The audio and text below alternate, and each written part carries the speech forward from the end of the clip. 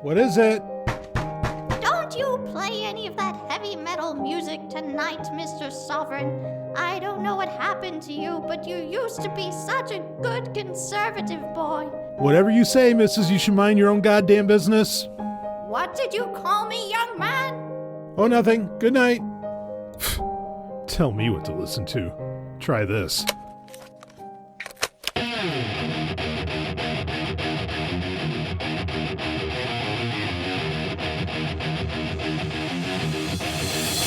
Come on! Bringing his hard-hitting attitude and journalism to hard rock and heavy metal. Get ready to get rocked. Hard. And fast. By the podcast champion, the man of tomorrow, Dragonaut One Brian Sovryn, on the Hard and Fast podcast.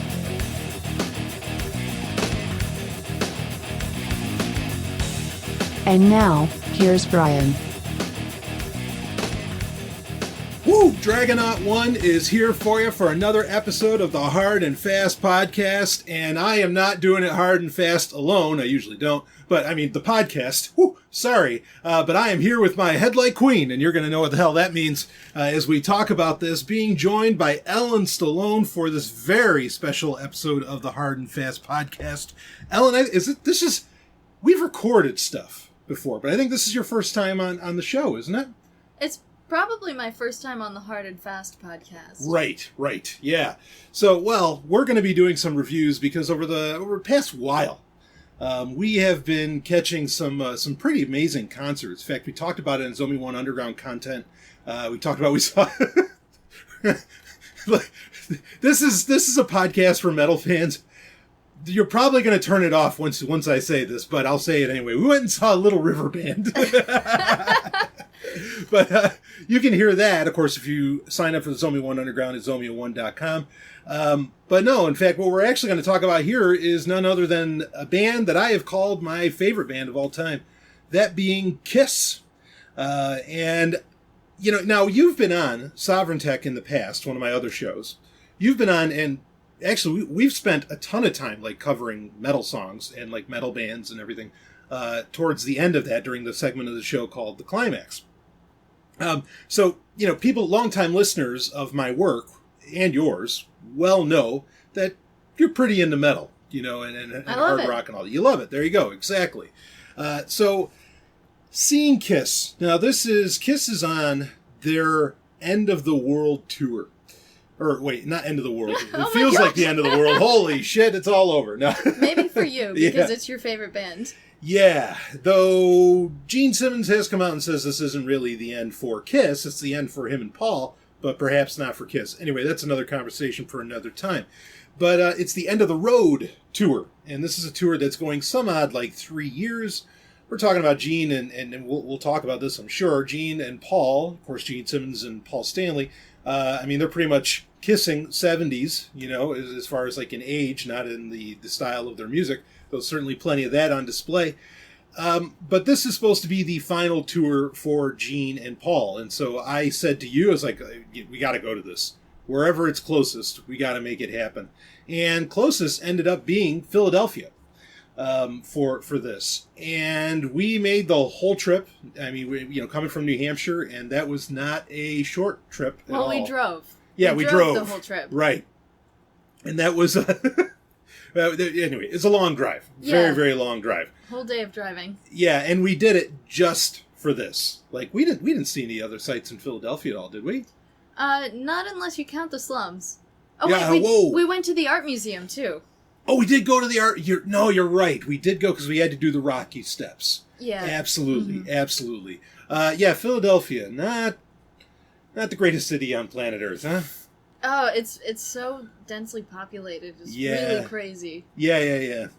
Yeah, well, anyway, Kiss came there, and it was, well, again, they have a lot of shows. I wouldn't be surprised. So I just wanted to make sure that we saw this, you know, and you had never seen Kiss before. No, I had never seen Kiss, and I had never really been interested in seeing Kiss either. Aha, okay. So tell me more about that. Tell me more about like your experience of Kiss before we go to this concert. Basically, the only experience I had with Kiss was, hearing them play on the radio or hearing my mother listen to them when I was a little kid. Uh-huh. I'd never listened to an album the whole way through or anything. I never even, looked at their videos on YouTube. Right. I just kind of didn't pay attention to them. Sure. Like, they were there in the background, but I didn't have any motivation to search further into their music. Yeah, so, well then, you start hanging out with me. And then everything changed. Yeah, because Kiss is a major part of my life, has been for almost as far back as I can remember. There's going to be later on, after we're going to talk about this concert, afterwards, we'll hit a break, and I'm actually re-releasing in this episode what used to be Zombie One Underground content, where I did... You got to understand how many albums Kiss has. They have like over 30 albums. It's insane. That's not counting live albums or any of that stuff. I mean, there's That's incredible. Yeah, right. I mean, because they've been doing this since 1974. And they had albums coming out all the way up to, 2014 and so on. So there's a lot of albums to go through with them. And I actually did a full breakdown. This is about maybe 2-3 years ago. I did a full ranking and breakdown of each of these albums. And that I will be releasing, or that'll come out after we're done reviewing the End of the Road tour. So if people want to, get a feel for how much I love Kiss, you're certainly going to hear it there. But like for me, when I was 6 years old, I can explicitly remember the album Crazy Nights coming out by Kiss, which, interestingly, might be maybe one or two of the albums, well, maybe there's like 4 of them, one of the few albums that didn't get some kind of play, a song from it didn't get some kind of play during this tour. And we'll break down all the songs that we saw, because, I mean, I don't know if the set list has changed that much, but certainly we'll talk about the set list. But anyway, when I was 6, I knew the words to the song Crazy, Crazy Nights. It was the first song I ever, I can think of where I really knew the words like all the way, and I could just keep singing it. And I thought it was so fucking cool. So I've, that's to say I've loved Kiss for a very, very long time. But you're new to them, and I think that creates some interesting perspectives that I want to get into with this. Now, I did have you listen to some albums, and we did listen to some music together before you ended up going to the concert. Well, we watched a documentary together. Oh, that's right. I made you watch Kiss Exposed, which that's is right. Now, all right. What did you think of this? Now, all right. Well, real quick, Kiss Exposed came out in the 80s. This is during their non-makeup era, which is my favorite era of Kiss. Of course, right now, or actually for over a decade now, they've been running around. Well, for 20 years now. Over 20 years, they've been running around with the makeup again. This is from the 80s, and it's right when the album Asylum came out in 86. And it's like because it's not really their house. It's supposed to be a documentary, and it plays some of their music videos and rare live shows in between. But it's not like real. It's not a mockumentary, because it's legit in some ways. It's just... I don't know how exactly to describe that, but it's a documentary, basically. Yeah, music documentary. Go ahead. It seems like it was a documentary that was meant to, put on display their skills as artists. Yeah. But the whole thing, as it was following them throughout their supposed daily life, it seemed like it had an attitude of, self-mockery. Yeah, very tongue-in-cheek. Yeah. Absolutely. Even though they did tell some very real stories during it, some of which were very interesting. But, I mean, how did you experience this? Well, I mean, as I was watching it, it didn't exactly give me the best impression.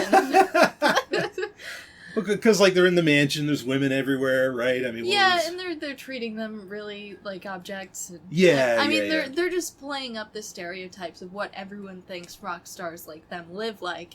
So, of course, they were over the top, and they were harping on, probably what people see as the negative stereotypes of their life. But I thought it was kind of fun to watch, honestly. Yeah. Because as I was watching it, you kept commentating on it, and there's actually one part where they were sitting at the breakfast table. I think Paul Stanley was eating a bowl of cereal. And he said that he put, Dr. Pepper in his cornflakes? Oh, no. So he was having Raisin Bran. Raisin Bran. He's having post-Raisin Bran, and he puts root beer in it. Root beer. Okay. And this is the ultimate, sugar high or whatever. And so, well, what did I say to that? You said that because of that, you started eating that. Yeah, you're damn right I did. When I was a teenager, me and my buddy, my best friend at the time, Spock, yeah, we would do that every morning. We'd have Raisin Bran and we'd pour root beer. Oh my god. Oh yeah, some IBC right in. It was, I mean, it's so bad. It's so bad. But this is the thing, right? Like, so, Kiss Exposed. Not all right. So you're a fan of. Like, what would you say is more your metal? Like more butt rock stuff? Like, give me some bands here. Give me some bands that you'd be into. I mean, I've seen some pretty terrible T-shirts that you've worn, but I think what you're referencing is the Breaking Benjamin T-shirts that I got. Which actually, I went to go see them. That was the first metal concert I ever went to. So of course I had to get a T-shirt. Sure. And it was my birthday. Yeah, I understand, yeah. Breaking Benjamin's not that bad. I mean, no, yes, they are butt rock, but... Yeah, I don't mind Breaking Benjamin that much. Okay. I mean, it's not like we went to the gym one night and, boy, there was somebody there wearing... Buck cherry! She was wearing a Buck cherry shirt. I'm like, oh, God. Like, stop. It's like, might as well wear a lit T-shirt while you're at it. Oh, it's not... Anyway... So that's more your brand. Now, well, I listen to them, but I mean, I'm more of a fan of power metal, like Dragon Force and, and Steve Vai. That's more my brand of metal. Fuck yeah. Okay. Well, or even Beast in Black. That's actually my most recent new favorite. Damn right, as it is mine. And honestly, if they can keep up the track record they're going, they might be the band that could unseat Kiss in my mind, as far as being the greatest metal act of all time. Wow. I mean, they're that good. Dragon Force comes pretty close too. I mean, they're really high on my list. But now, all right. So let me ask you. I mean, I'll just pick out a band. Fuck. I don't know. Do you listen to like Killswitch Engage? I have. I've had my days. Yeah. Okay. Could you imagine them doing a documentary about themselves? Do you think it would be half as fun? Oh, not at all. Right. I mean... yeah. Go on. I mean, Killswitch Engage, their music is like really heavy metal. It's like very dark though. Sure. There's a lot of darkness, and it kind of seems like they wouldn't have as much fun. They'd be more like intense. Yeah, okay. Or how about who are those? Oh, Five Finger Death Punch. Oh God. Like I mean, imagine them doing a documentary of some kind. Like you'd probably watch it, and I want to say this with some sensitivity, but seriously, you'd probably want to off yourself by the time it's over. You know what I mean? Because you'd just be so damn depressed. And yeah, so actually at the Breaking Benjamin concert I went to, Five Finger Death Punch also played, and just for like the short period of time that they were on stage talking instead of singing, it was already bad. Because, like, supposedly, I don't know what happened, the lead singer got mad about something, walked off stage in the middle of their set, and then he, like, didn't come back for the next few shows. What does he think, he's Axl Rose? What the fuck? It was bad. I don't know. It was just drama. Just shitty drama. See, but that's the thing, right? Is that, well, I mean, that's a complete lack of professionalism, in my opinion. And I mean, it really is. Like, I could never really imagine Paul Stanley, like, walking off the stage. Like, I just... But anyway, my point being, with, like, the documentary of... Because it's cheesy, it's ridiculous, it's over top, sure, there's women everywhere and everything. But fuck, boy, if the world doesn't need people having a good time, and like, something just fun and funny, but also it's coming from a point of... Because I could get lost on a tirade on this, but it's coming from a point of people that have genuine fucking talent. Like, people can make fun of Kiss or say their style over substance all they want. They're fucking talented. I mean, we'll get into that. Because I think a lot of people just do comedy today because they couldn't make anything serious, like seriously great, if they tried. So they just make a mockery out of everything. And that seems to be order of the day. It's either a depression fest or just make fun of everything. Yeah. And, I mean, and that, ironically, is its own depression fest. Mm-hmm. But, so, yeah, that's the thing why I love Kiss Exposed, is because, and like, your critiques that you made while we were watching it, totally valid and totally on.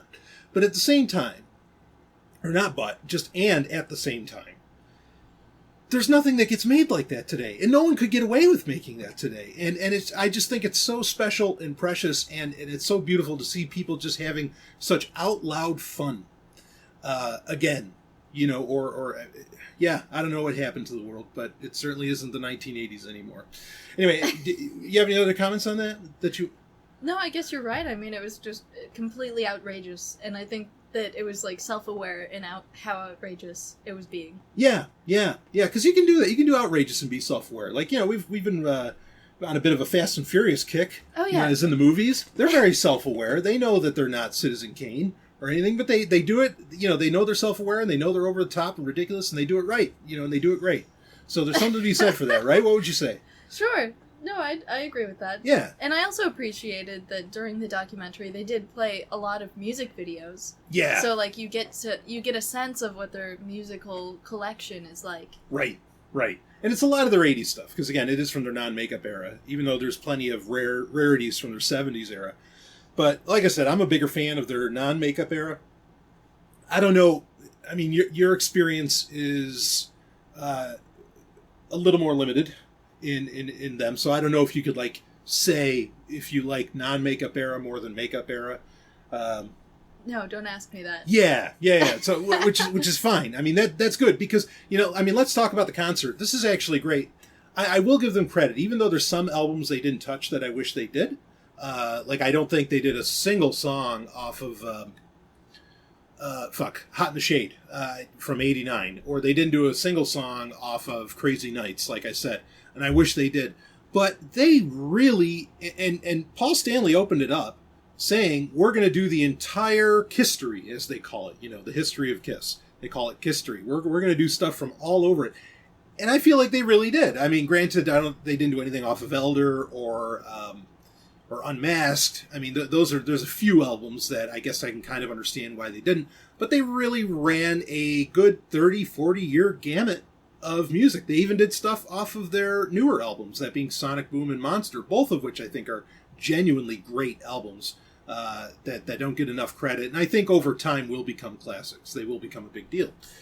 But anyway, so we're sitting there. Seats are pretty good, yeah, at the Philadelphia, I forget what even, it was Wells Fargo Center. That's what it was. Yeah, we had a side view of the stage, so we're sitting kind of in line with all of the performers. Right. And quick comment on this. The Kiss stage came out so far, it was so deep that I thought when I ordered the tickets, I was like, these are probably really great seats. We'll just kind of see them from an angle or something. But the stage was so deep, and there's so much going on the stage, that we ended up kind of being at the side of the stage, which is what I wasn't expecting. But anyway, plenty of LEDs, LED screens and all that stuff there, some of which, we couldn't exactly see. But boy, the pyrotechnics, you couldn't miss it if you tried. I mean, in fact, as I understand it, this is the largest pyrotechnic show in concert history. I could believe it. Yeah. They had a very elaborate setup. Yeah. I mean, flames everywhere. I mean, they had heat shields over the stage that also doubled as LED screens. Right. Because there were so many flames going off that the whole place was filling with smoke, and then they had these fireworks coming out of this giant structure that they had built. It was like a diamond shape or something, but it had holes all over it so that it could shoot out these sparkling fireworks throughout the show. Right, which Eric Singer, the drummer, was sitting atop of, and I mean that just looked amazing, to see that. Yeah, it was such a cool design. Yeah. It was incredible, over the top, how many fireworks they had. Right. Yeah. I mean, now, so you had gone to a couple metal shows before then, sure, at least, and this one. I mean, how did this feel different to you than concerts you had seen previously? And you don't even have to just include metal. It could be any concert that you've gone to over the years. What was the feel? Well, I mean, the production value felt incredible. I mean, on top of all of the pyrotechnics and the fire, all of the performers were in their full, glamorous outfits and makeup. Yeah. And, I mean, which that in itself was incredible because of their age, they're getting pretty old. Yeah, Paul and Gene are 70. I mean, right. Yeah. And they're still dancing around in these super high platform boots. Yeah. And they look great in these skin-tight metallic whatever suits they're wearing. I don't know if they're made of leather or what, but it was crazy because they were performing almost like they were still in their 30s. Sure, Gene's spitting blood.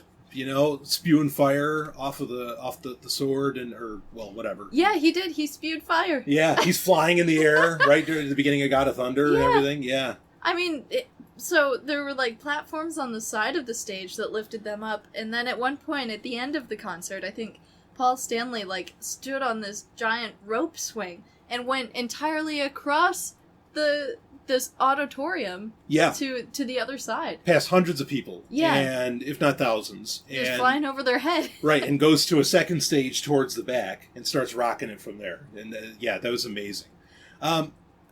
So, I mean, like, in comparison to other, like, you'd seen Breaking Benjamin. We also saw In This Moment and Hailstorm. We had seen Hailstorm previously, right. Yeah. So another thing that stood out about this concert was that I felt like Paul Stanley was really interactive with the crowd. Like, he was trying to be really friendly and charismatic. And it worked. I mean, like, it was a lot of fun having him talk to you. It felt like he was talking to you. He's notorious for his banter, his on-stage banter. And sometimes he says things, I mean, I'll just be honest about it. Sometimes he says things that are like, what the fuck did he just say? But then there's other times where, I think he's genuinely often saying something really great. Like I listened to his book. He just had a new book come out at the end of April, I think. It was called Backstage Pass. And I'll probably do a review of it at some point. For some reason, he's getting a lot of flack for this book. I thought he said a lot of really brilliant things in it. And I've watched so many Kiss concerts. There's times where I think he says some really great shit and really insightful stuff. But either way, it's fun. And, compare it to, we saw Hailstorm again with Alice Cooper, compared to how Alice Cooper was performing, right? I mean, Alice Cooper, other than one moment, and no disrespect to Alice Cooper, I love him too, didn't really interact with the crowd much. Like, I mean, what do you think about that contrast? Well, I mean, I think Alice Cooper tried to put on a really great show, and he did. He had so many props, and he was playing out this whole fantasy land of his. He had a whole castle behind him, yeah. Yeah, and like all these other characters that would join him on stage and act out something crazy. Mm-hmm. But, yeah, he didn't talk to the crowd at all. Yeah. And, not that I felt like it was lacking or anything, but that certainly could have improved, like, the crowd's relationship with him. Yeah. It would have been a lot more memorable to me. Yeah, absolutely, because clearly, I mean, it's one of the first things you brought up here with this concert was, the fact that Paul Stanley was so interactive with the audience. And again, he's really always been that way, but that's part of what I think makes a Kiss show so fun, is that they really want you to get involved. And there's plenty of songs where they do that. What did you think about, like, well, if you have more comments on how you compare that show to other shows that you've seen, go for it. But I'm curious also, like, what did you think about the concert goers, like the crowd in general? Did it feel like a different crowd, or was it standard fare? Honestly, I couldn't really tell. I mean, like, the people we were sitting around, they seemed like the kind of people that would go to a show like this. Sure.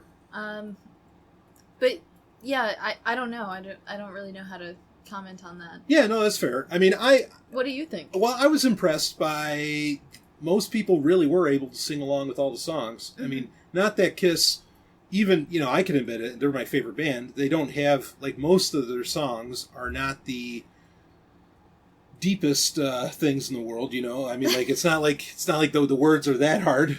No, I don't think they're made for, like, being intellectual or anything. It's just fun. Yeah, it's meant to be fun and sexy, and or maybe like a dark sexy with, like, what Gene would put out there, Glamorous, right? Yeah, it's glam rock. Yeah, it's very much, it could fall into that that category.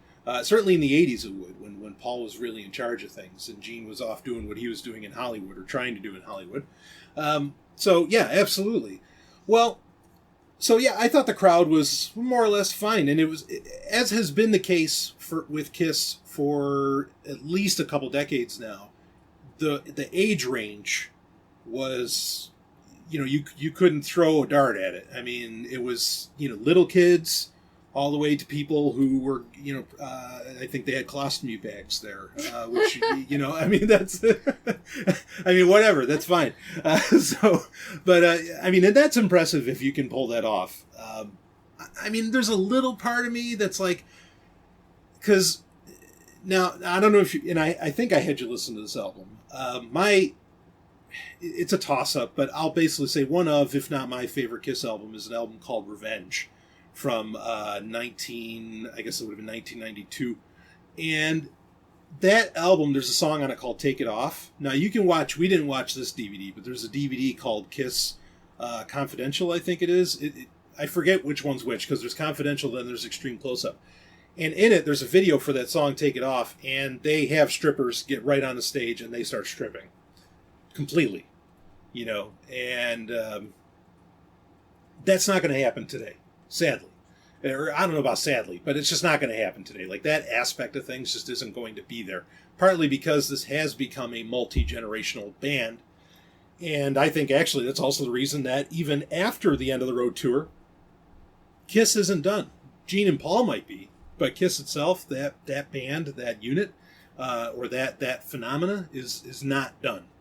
And I kind of hope so, because their last song that they ever recorded was, I think it was called Don't Touch My Ascot, and it's from a Scooby-Doo movie. Oh, that was yeah, so we need another Kiss song before...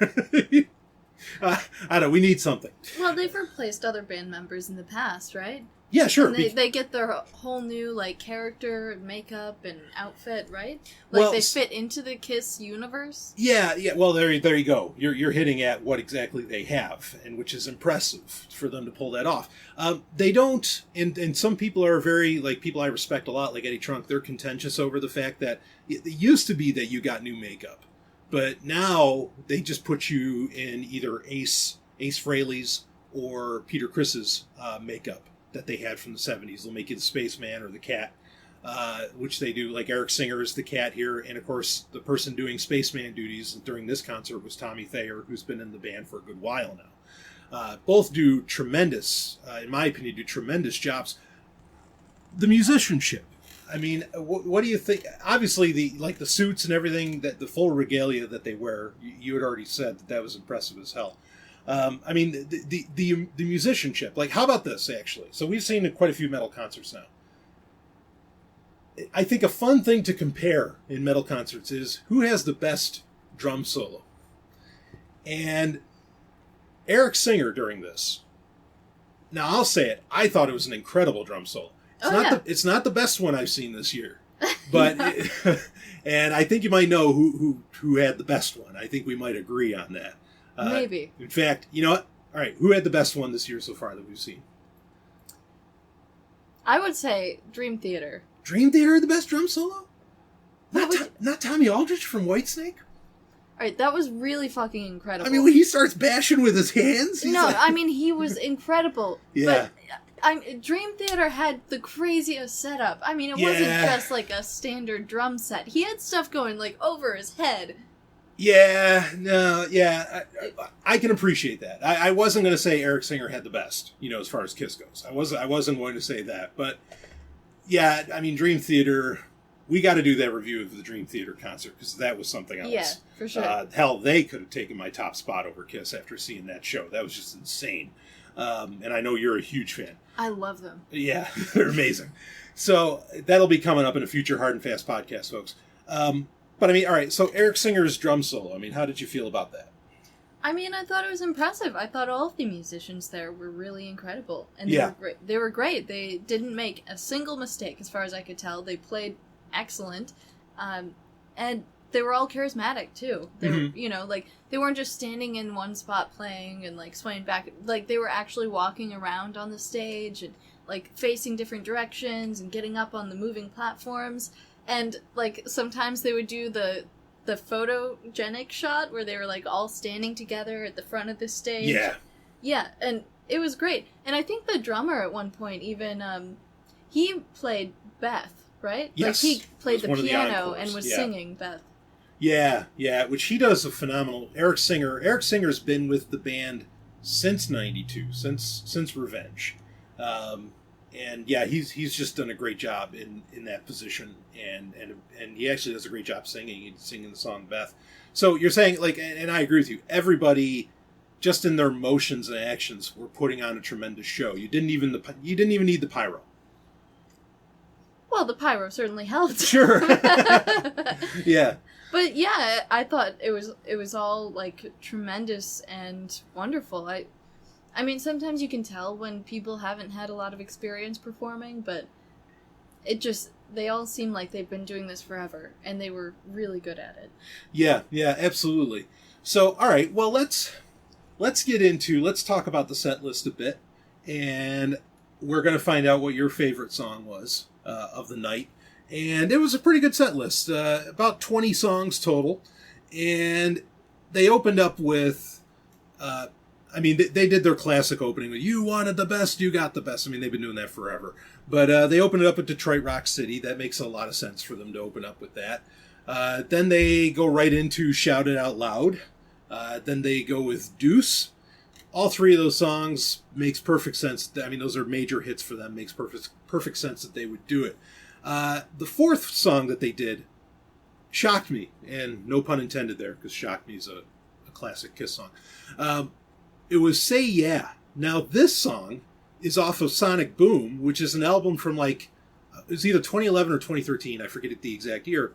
And I love it. I think it's a great album. And I get it why they did this song, Say Yeah, because the chorus of it is a very simple, say yeah, yeah. I'm not going to sing. I can't sing. But that's literally the chorus. And so you can get the crowd behind it, even if they have no fucking idea what the song is. And sadly, this isn't just true of Kiss. I think this is true of, and I imagine you've kind of seen the glass eyes at concerts we've gone to recently. Most people going to these, what you could call classic rock acts, pay no attention to their new music. They just have no fucking idea. And it's something that annoys the hell out of me. It's annoyed the hell out of me, frankly, for 20 years. I mean, it's not like this is a new phenomenon at all. And again, it's not just Kiss, it's everybody. So even if people, and I would wager that 80% of the people there had no idea that they even had music come out in the aughts. You could get into this song, Say Yeah. It was a fun song, sounded kind of like the 70s era, and so it worked for them to go with that. Then they go into, this isn't surprising either, but I thought that it was fun. They do I Love It Loud, was their next song. Now, I mean, out of this first five, I mean, how are you feeling, if you can remember? How are you feeling about this? Especially when you got into I Love It Loud. That's got a nice little drum beat to it. I mean, what did you think? Yeah, I mean, so I Love It Loud was my favorite song out of all the ones you just listed. Yeah. I thought it was going pretty well. I mean, I knew the first three songs that they were playing. Right, those are huge hits. Yeah. Yeah, huge hits. So I was familiar with them. Not that they're my favorite, but I was starting to get an idea of how great the performance was going to be. Yeah, the energy. Mm-hmm. Sure. Yeah. No, it was really exciting. Even though if I were to just listen to this music on my phone or something, I wouldn't get excited about it. I might even skip over it.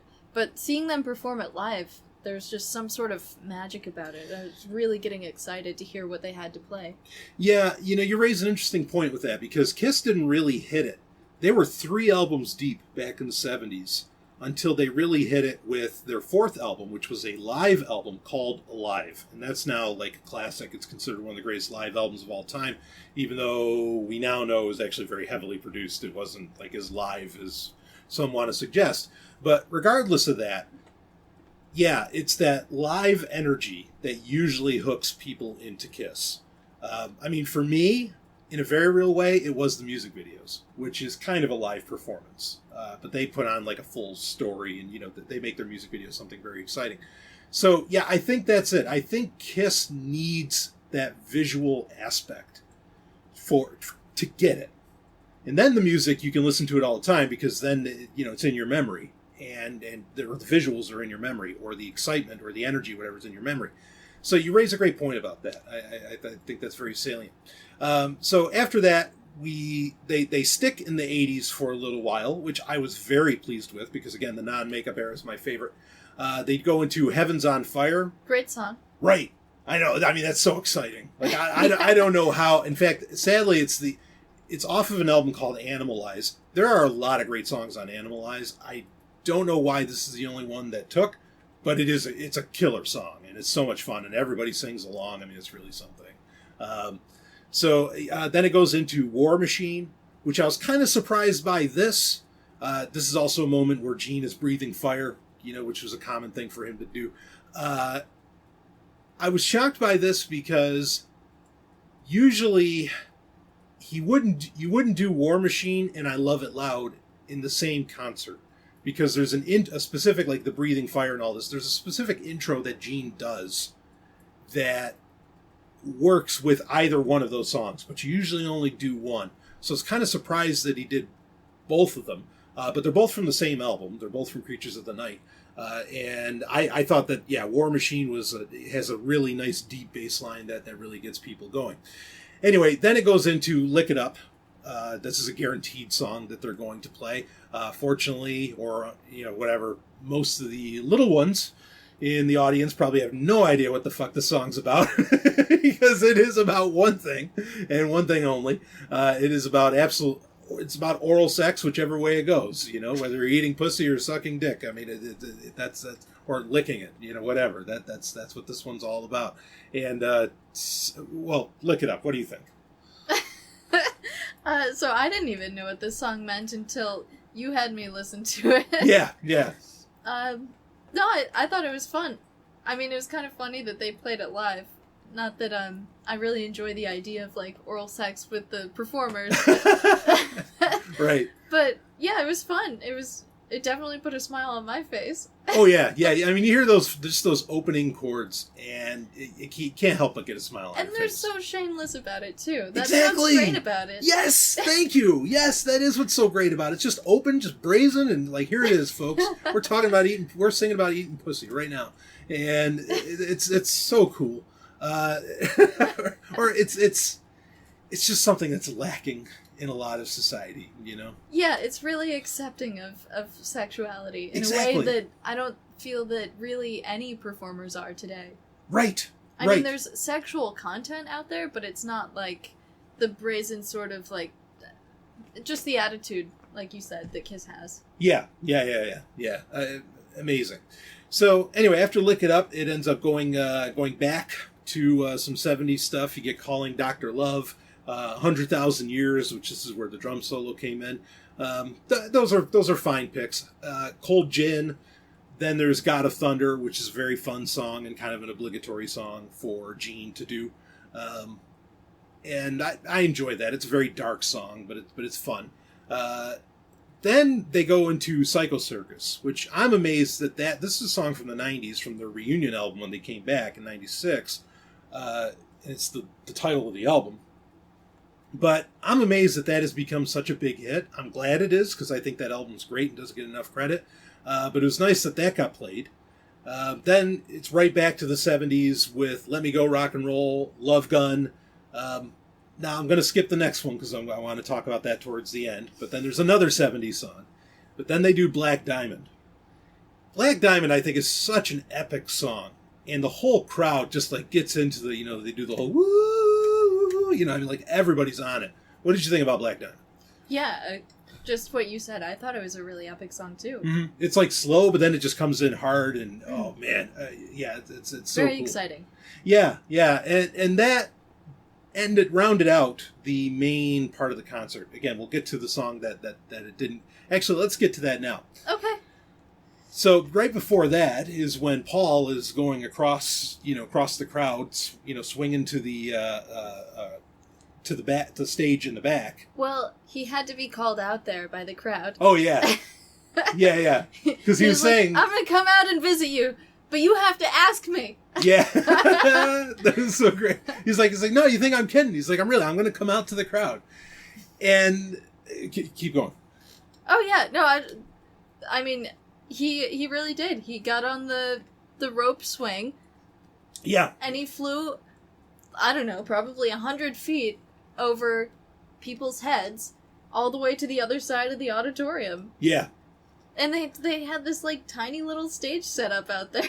Yeah, and it's just him, and he's doing his thing, and while the rest of the band is still on the main stage, doing their thing. So This brings up a point, is that this concert, now you'd never seen Kiss before. I don't even think, I mean, you saw some concert stuff, like when we watched Kiss Exposed, But basically, a lot of what they did, including that swinging across the crowd and all that, which is awesome, a lot of that is stuff they have done in previous tours. This is very much like where they just took the best moments from, I think, all of their previous tours, and they just turned it into one show. You know, and that's not a bad thing. I think that that's a great thing because no one else does this stuff. As I think you've gotten, Ellen, I think you've gotten a great example that no one else does. I mean, Alice Cooper might have come the closest with his castle, you know, but no one else really does all this. And so, you know, just putting that out there, that's a way to sum up what is the End of the Road tour like. It's basically like a greatest hits tour, not just of songs, but also of, you know, the tours themselves. So, but the song that he's doing when he does this is a little ditty that actually happens to be like pretty much their, next to Beth, I think is their biggest hit of all time. That is I Was Made for Lovin' You, off of 79's Dynasty. This is a song, a contentious song with some Kiss fans, because originally it's like a disco song. Now, when you heard it, did it sound like disco? Kind of? Well, they did have the disco ball, didn't they? They certainly did. They did. It had a disco beat to it. Yeah, they kind of own that. Yeah, and the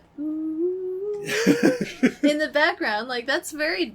It seemed disco to me. Yeah. I mean, it was like a synthesis of disco and the Kiss rock and roll style. So, where would you rank this song in the night? This was my favorite song. And you'd never heard it before, had you? Yes, yeah, I've heard it before. Oh, okay, you have heard it before. All right, yeah, but this was okay. So this is your favorite song of the night. Yes. I mean, tell me about it. Oh, I think it's so much fun. Yeah. I think it's beautiful, and it really does make you like want to dance when you hear it. Yeah. Especially the way Paul Stanley was performing it. Like, he was dancing the whole time on his platform shoes. It just seemed... And the disco ball was going around. It was a pretty good touch of the disco ball. I'm going to give it that. So here's the rub. Like, there's an album that came out after Revenge called Alive 3. So it's the third one. This came out in 93. And they do this song, I Was Made for Lovin' You, on that. And... if that were the version of I Was Made for Lovin' You, that'd probably be my favorite Kiss song as well. Because they take out the... Like, if you hear the original version off of Dynasty, there is definitely, like, a disco beat underneath. As to where on Alive 3, they just turned it into a straight rock song. You know, and it, you know, none of that. And you hear all the fireworks going off, which we certainly heard during this tour as well. Oh, yeah. It's a great song. You can't help but get into it, you know, and I think that's why it's one of their biggest hits. So this was Song of the Night for you. Yeah, I Was Made for Lovin' You. It's such a sweet song, too. Yeah, it is. I mean, you know, it's nice. It's definitely, you know, what a great message. Fuck yeah. It's very loving. Yeah. No, I agree. Yeah, you know, I think I might have to give it Song of the Night as well. Because... What? Well, out of all the live albums, it's also my favorite song off of... Well, okay, that's not exactly true. Take It Off is my favorite live. Off of Alive 3 as well. But they didn't do that here, obviously.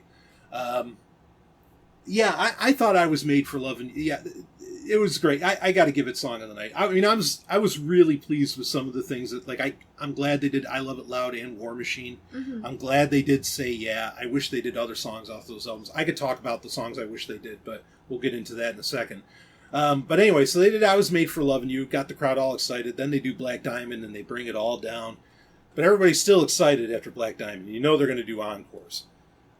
Now, encores today in concerts now, it's not always true, but they're often considered obligatory. Usually you did it because the crowd just wouldn't go home and they just keep begging for more. Today, often enough, it's just something that you do. It doesn't matter what the crowd's doing. Now, I'd say they're obligatory, but you and I, Ellen, we know better. Mm-hmm. Because the first time we saw Hailstorm, oh no, the crowd was walking out. Like, before the show was over. Yeah, I think they were upset because it was a standing room. And they had already had the 3 or 4 band. acts.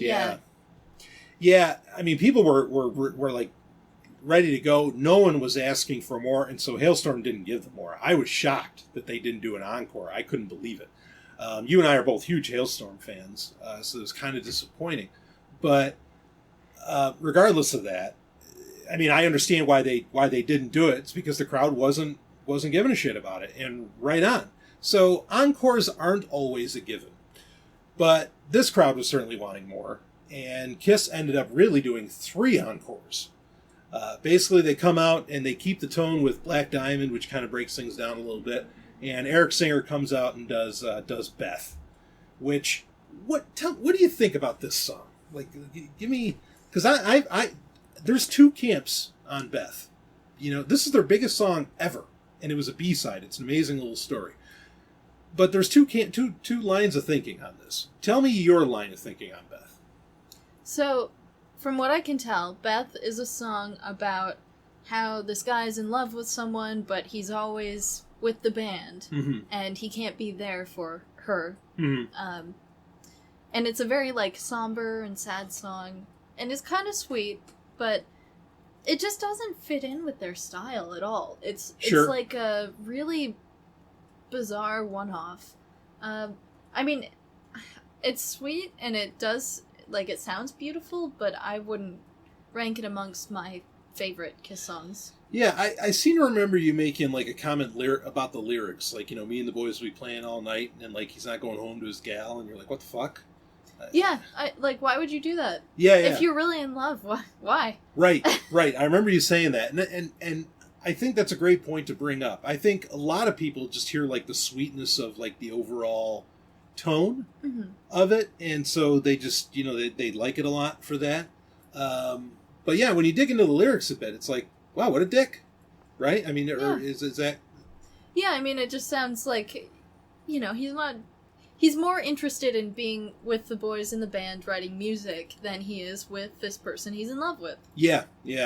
And I agree with your comment completely. It doesn't fit in at all with their catalog. I'm not, like, I just don't care. You know, I remember growing up, my sister, she was a big Kiss fan as well. She loved this song. And like, there's another song called Hard Luck Woman, which I'm sure as fuck glad they didn't play that, because it sounds like a country song. I know. This is, I'm not a fan of this song. I get it. Yeah, I get it too. Like, it does sound like a romantic song. Mm-hmm. It sounds like a love song.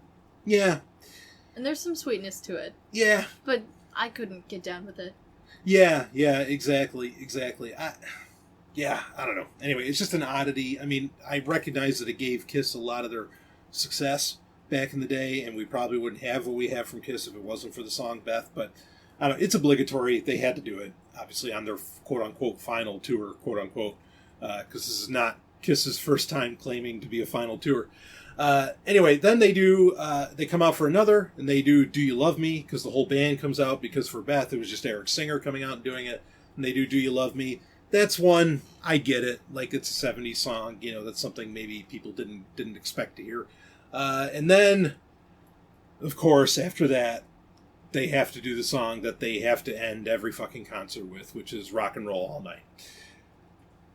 You know, another classic? It's a classic. It's for Kiss fans, and maybe even culturally, not on the Billboard, but culturally, it's their song. Like, that's the song they're going to be remembered for, whether I like it or not. I mean, it's the big deal, you know. Paul Stanley has even said, he says, the last song we'll ever perform is that. And, you know, like, when they're finally done and they're literally hanging up the boots, that's the end. Yeah. Whatever. I mean, it's fun. The crowd gets into it. You know, at the concert, there was, you know, balloons dropping everywhere, confetti all over the place. I mean, it was just one of the biggest presentations you'll ever see. It was a party. It was a party. Yeah, and that's what that song's all about, you know? Yeah. I mean, yeah. I mean, I'm going to do them the respect of seeing them perform their final song on their final tour, but I could just as easily walk out when that song starts playing, you know, because it's just like, all right, whatever. You know, heard it a million times. Fan of the song, Ellen? I mean, I don't know that I'd say. I mean, yeah, it is the Kiss song. Right. And of course, I know it, like almost every word of the song. But, yeah, I don't know. I think that song might be responsible for why I kind of just blew off Kiss for the longest time. Yeah. Because I hear that song over and over again, and I'm like, annoyed that I've heard it so many times. Yeah. But yeah, being more acquainted with their live stuff was really interesting. I think they have a lot... I guess what I'm trying to say is a lot of their music is better than that song. Yes. Not that it's bad. Yeah. But... No, I agree with you. I agree with you completely. And actually, I'm really glad you said that, because I can see that they're trying to appeal to the 70s base that they've had forever. You know, like the fans that were listening in the 70s and everything. And I mean, I understand, like, Paul Stanley has come out and said, you know, look, we did 2 new albums in, 2011, 2014. They didn't do 1 million records, or they didn't do however many records. And so, by his estimation, nobody wants, or not enough people at least, want new Kiss music. And people aren't interested in that. And so they just stick with the old stuff. That's a shame, because I think their newer stuff... another album that wasn't represented here at all was, it's kind of an album, but anyway, it's, oh shit, now I'm trying to think of what the hell see, that's how much it's not an album. I can't even think of the name. It's called, like, the Recording Sessions. It's called Carnival of Souls. It has great music on it. It sounds like more grungy stuff, again, because it did come out in the 90s, and, like, Gene Simmons basically came right out and said he wanted to kind of like do like a Smashing Pumpkins kind of album back then. And, if people heard that and they're like, wow, what the hell's that? They wouldn't expect it to be Kiss, but I feel like you could get a lot of new Kiss fans if you didn't just stick with fucking Rock and Roll All Night and a lot of this other stuff. I mean, a lot of it still sounds good and it's still enjoyable to hear, but yeah, I get it. I mean... It's iconic. Yeah, I think that's iconic. What people want. Yeah, I mean, and to make it worse, so when they're done doing Rock and Roll All Night, they play God Gave Rock and Roll to You. Not they didn't play it, they played over the speakers, like they're playing the album cut of it. The band's not playing it. And I was like, well, fuck, I wish they would have performed that song. Like, that would have been great. That's off of Revenge. That's a tremendous fucking song. I mean, and it's kind of a re-recording on their part, but I wanted, there were, I'll admit it, there were a lot of things that, I mean, and you could say there's a ton of Kiss songs you would have loved to have heard, but in them trying to cover as much Kiss-tory as possible, there's whole albums that they ignored, and I really wish that they didn't do that. I understand why they did it, I get it, because the average person there isn't going to know those fucking songs, but I'm impressed at some of the songs that made it in, but then there's plenty from albums that were still big that they completely ignored, and I don't know, like, or even from the 70s. I would have loved it if they did, like at the opening of this show, I called you the Headlight Queen.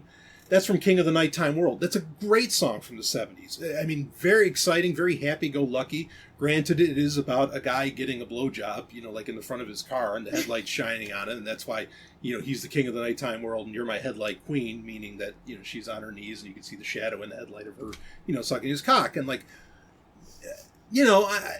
Wow, thanks.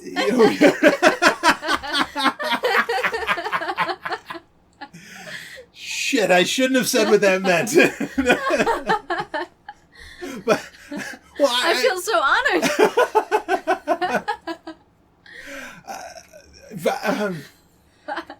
As I understand it, like one of their...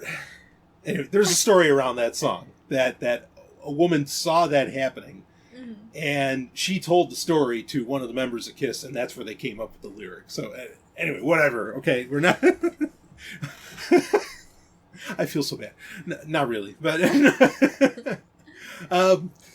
but yeah, but like that song should have been there from the 70s. That's kind of the big one that I thought, if there's going to be one from the 70s that should have been there, that I would have taken out Do You Love Me, 100,000 Years. I would have taken out all those, because they're not really deep cuts. People know those fucking songs. So if you're going to stick with the hits, then really go with the hits. But yeah, there were just a ton of songs I would have loved to have heard. I think they should have done Domino. Off of Revenge. There's a lot of stuff from the 80s that they should have done, and it wasn't there. I'm not surprised, but it wasn't there. What do you got? Well, maybe the fact is that there are just too many Kiss songs that you like, and they couldn't have fit all of them into one concert. Yeah, no, I mean, you're right, and I get that, and they do have such a huge catalog. Like, I don't know how Kiss did it. You know, when you listen later on in this episode, and I'm doing my my album ranking and breakdown, you're going to realize how much Kiss music there is out there. And yeah, you can't possibly encapsulate it all. But with 20 songs, you could have picked, like, they could have done a song, like they just start going down the albums and just pick a song from each one. You know, and just do one song from each album, but do one song from all of the albums. You know, and I think they could have pulled that off, and that would have been really enjoyable. Yeah, I don't know. There was just a part of me that felt like salt in the wound when they ended it off with "God Gave Rock and Roll to You," but they didn't actually perform it, and I was like, man, come on, like, couldn't you have done that? But anyway, you know, that's the nature of just about any concert. You're not going to get everything that you want. You're not going to hear everything that you want. But overall, I mean, let me ask you this. Did this turn you into a Kiss fan? I mean, does this, like, make you go, wow, no, actually, yeah, this band's fucking great. I mean, oh, yeah. Oh, yeah. Oh, yeah. There's a little Gene Simmons there. Yeah, so it did. Yeah, I thought it was such a fun concert. I really had a great time, and I would love to do it again, although this is, you know, their final tour. But yeah, I mean, it definitely gave me an appreciation for what Kiss is as a band. Mm-hmm.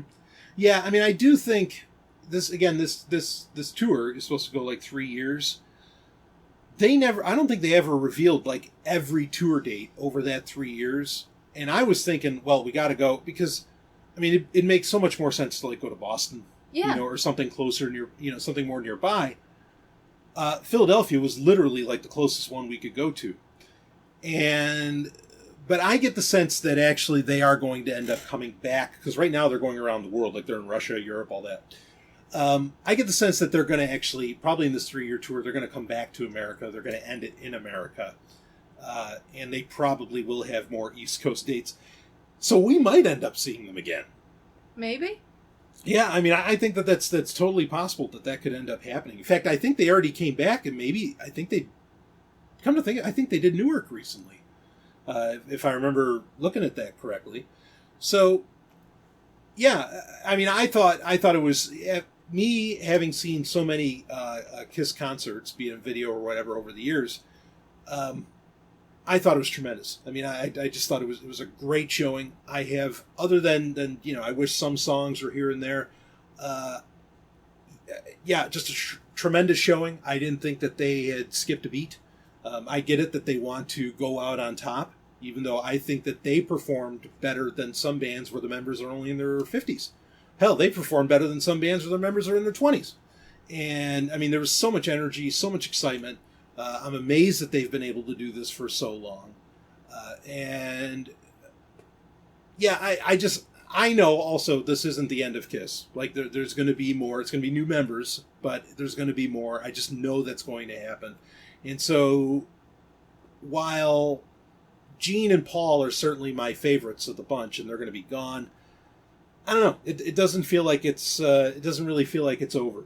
And so, you know, I didn't like leave this like a bittersweet feeling or something like, oh shit, I'm never going to see this again or anything like that. For some reason, I just don't feel that. I don't know what causes that, what's surrounding that, but those were my thoughts on it. I thought it was awesome. It was absolutely brilliant. Even though I have critiques, it was still great. Maybe, you know, out of thinking of just recent concerts we've gone to, Ellen, I mean, where would you rank this one? Probably not like the best one you've seen recently, but one of the better ones? I don't know. I mean, it's hard to say. I want to say that this is like the best concert that we saw, just based on the pure entertainment value of it. Yeah, and the production. Yeah, not that it was like my favorite band or they played my favorite songs or anything, but it was incredible to see. That's for sure. I've never seen anything like that. Yeah. I think that's, if there's anything I'm going to miss, it's that no one else really does it like this. The only band I could think of Now, I mean, it's not, in my life, it's not the best concert I've ever seen. Mm-hmm. To this day, the best concerts I've ever seen were actually were Def Leppard back when. I mean, that was just nuts. But next to, like, maybe Rammstein, I can't think of any other band that just puts on a fucking massive show, you know, like this. And so, yeah, I'm glad we got to experience it together, because, I mean, it's really, you know, this is a rare thing. It used to be somewhat commonplace that you'd have big pyro and, you know, people putting on like this big show, but really nobody does it like Kiss. And yeah, I don't think anyone else will really ever do it that way again. No one else has that energy, and the music isn't as fun, you know, so that they really can't. So anyway, yeah, I think that's a fair way to put it. And any closing comments you wanna make on it? I just thought it was super hot. The whole concert. Super hot, yeah. It was fiery. Woo, it was hot. Yeah, it was fiery. I love it. Yeah. It certainly made for an exciting night. It was a good start to it, if you know what I mean. Talk about hot nights. Yeah. Woo. Anyway. It happens a lot at these kinds of shows. All right, we won't go into that. But yeah, anyway, it was so much fun. So all right, well, we'll take a break, and then it'll Ellen, thank you for being on the Hard and Fast podcast. Thanks for having me on. Yeah, and I'll be back with some classic content where I'll be doing a complete ranking and discussion of all of Kiss's albums. Can you believe that shit? I can't either. Somehow I did. It was 2.5 hours long, so we'll cut to that. And well, I'll end off the 2019 content here with "I'll See You on the Other Side." Woo! Woo!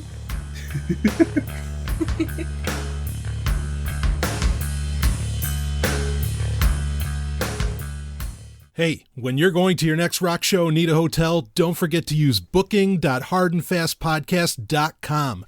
Booking.com gets you the best prices all around the world, no matter where your next rock show is, and is loaded with reviews so that you get the best rates and the best hotel rooms, because, woo, you never know who or how many people might be going back to your hotel room later that night, baby. Woo! And if you use the URL booking.hardandfastpodcast.com, you'll get a $25 cash reward. Can you beat that? Again, use booking.hardandfastpodcast.com to get $25 and the hottest rooms at the hottest prices. Booking.hardandfastpodcast.com. And don't forget to put up the Do Not Disturb sign, baby. All right, let's get back to the show. Woo!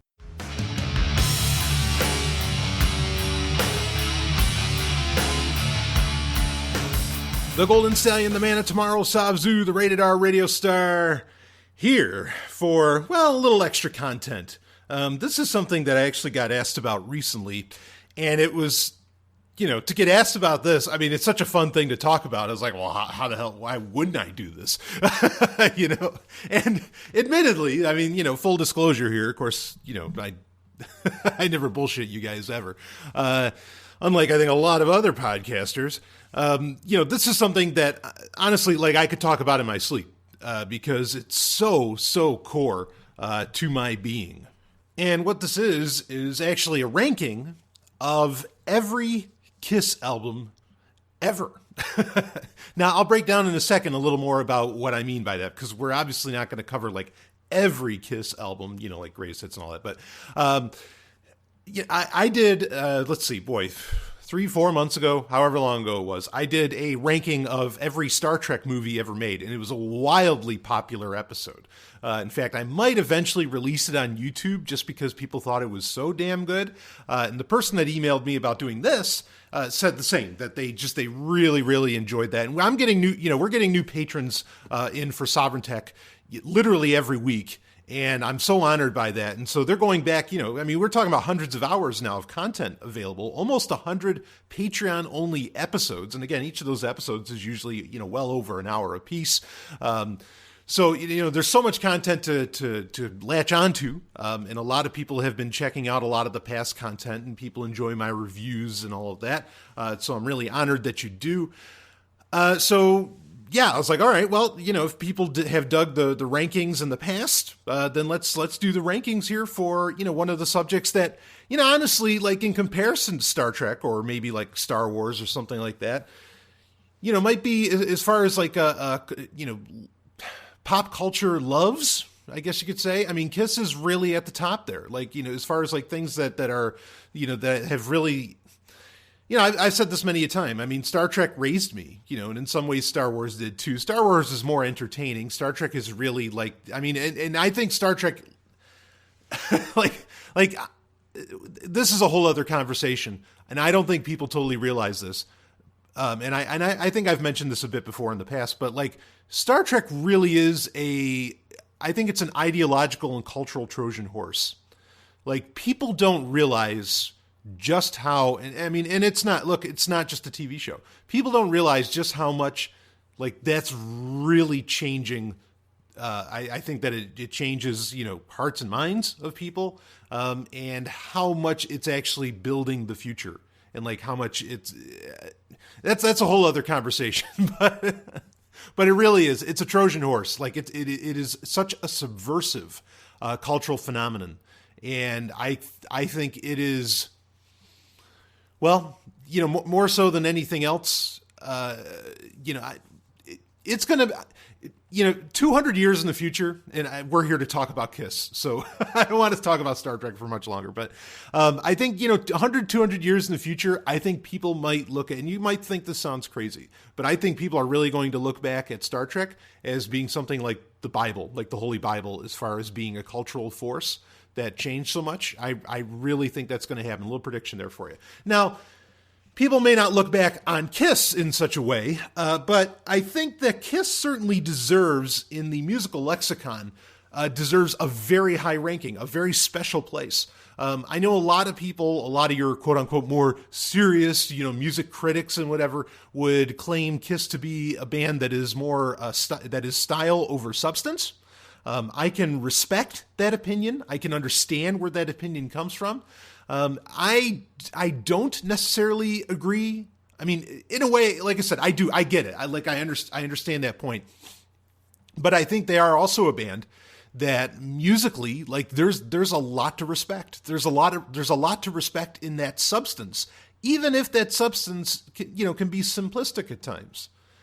We're talking about, as we break these albums down, we're talking about a band that pretty much from, let's see, they started in 1974. That's when their self-titled album came out. That, for a few years there, they were actually coming out with like 2 albums a year, if not more. From like 74, say, to 78, they had so many albums coming out. I mean, literally in 4 years. I mean, yeah, a couple of them are or at least one of them is a live album. The Live 2 had bonus tracks on it, which, chalked up to pretty much a full, original album, for that time, for 1978, that came out in 77. But I mean, you had like 12, 13 albums get released in 4 years. That's crazy to have that kind of productivity. And it's not like, well, they blew their load in 4 years. Are you fucking kidding me? For most people, their best music, or not for most people, I shouldn't say that. For a lot of people, some great music would continue to come out. I mean, honestly, 30, 40 years later. So it's not like they lost their touch, by any means. Some of their best sales would end up, coming out over the following decade from that. So that's kind of crazy to say that. I mean, but it's unbelievable. Just the amount of music that this group has released. And I think they're the #1 American gold record selling, artist of all time, which that, after a fashion, that is a really important, only bested by the Beatles, as far as internationally. But like that's a pretty important metric, because today, with music sales being practically non-existent, for most musicians, most artists, most groups, bands, gold albums are now the gold standard. Like, platinum's practically fucking unheard of. Platinum's almost a fluke, I think, even for the music industry today. And not to say that Kiss hasn't had a ton of platinum albums. They most certainly have. It's just, obviously, it looks good to say you're the #1, American gold album selling, band. I mean, that's a hell of a metric to put out there. So, yeah, I really don't think that you can just write off Kiss as being style over substance. Obviously, there's a lot of music out there, and a lot of it's great music. A lot of it charted very well, even if it took a little while after it was released to end up charting very well, but it did. Certainly a band that put live albums on the map for a while. I mean, and actually I'm going to do a separate breaking down as well. I'm going to include, so how this is going to work, okay, is that I'm going to give, including live albums and some greatest hits albums, because some of the greatest hits albums have a lot of songs on them that are great songs that should not be not included in a list of greatest, Kiss pieces of all time. So they're going to be in there. There's some greatest hits albums like Kiss 40, Greatest Kiss, You Wanted the Best. I mean, like some of those I'm not going to include here because they don't really add a whole lot. Even though You Wanted the Best, I do enjoy that because it has one of the rare live works by the late, great Eric Carr, who replaced Peter Criss. We'll talk about that as we break down the albums. But as far as live albums, I'm going to do all the Alive albums, of course. Those are, and we'll cover beyond that. But I am going to do, so I'm going to include some of the greatest hits, some of the live albums. I am going to include them in the overall ranking of each album, or of all the Kiss albums. But at the end, I'm actually going to do a separate ranking of the live albums from Kiss, and then I'll do like greatest album, just raw album over kind of overall. Or what I'm going to do is at the end I'm going to have like what is the best greatest hits. I'm sorry, what's the best greatest hits to buy them? Like if you could just buy one greatest hits, which one would you buy? Of course you can torrent this shit, so that kind of limitation and the purpose of doing a rank like that, or ranking something like that, is kind of moot. But whatever, if you wanted, like, what's that one Kiss album known? I'll tell you what that is. And, as far as greatest hits. And then at the end, I want it to be like, what is like the greatest Kiss, retrospective album that you could possibly have out of them all, greatest hits or otherwise? Like, just what is the top album? Because it actually won't be that album that I just mentioned, which we'll end off with, is not the same as the best Kiss album ever. So I think those are important things to kind of break down. And I'll put all these in the show notes.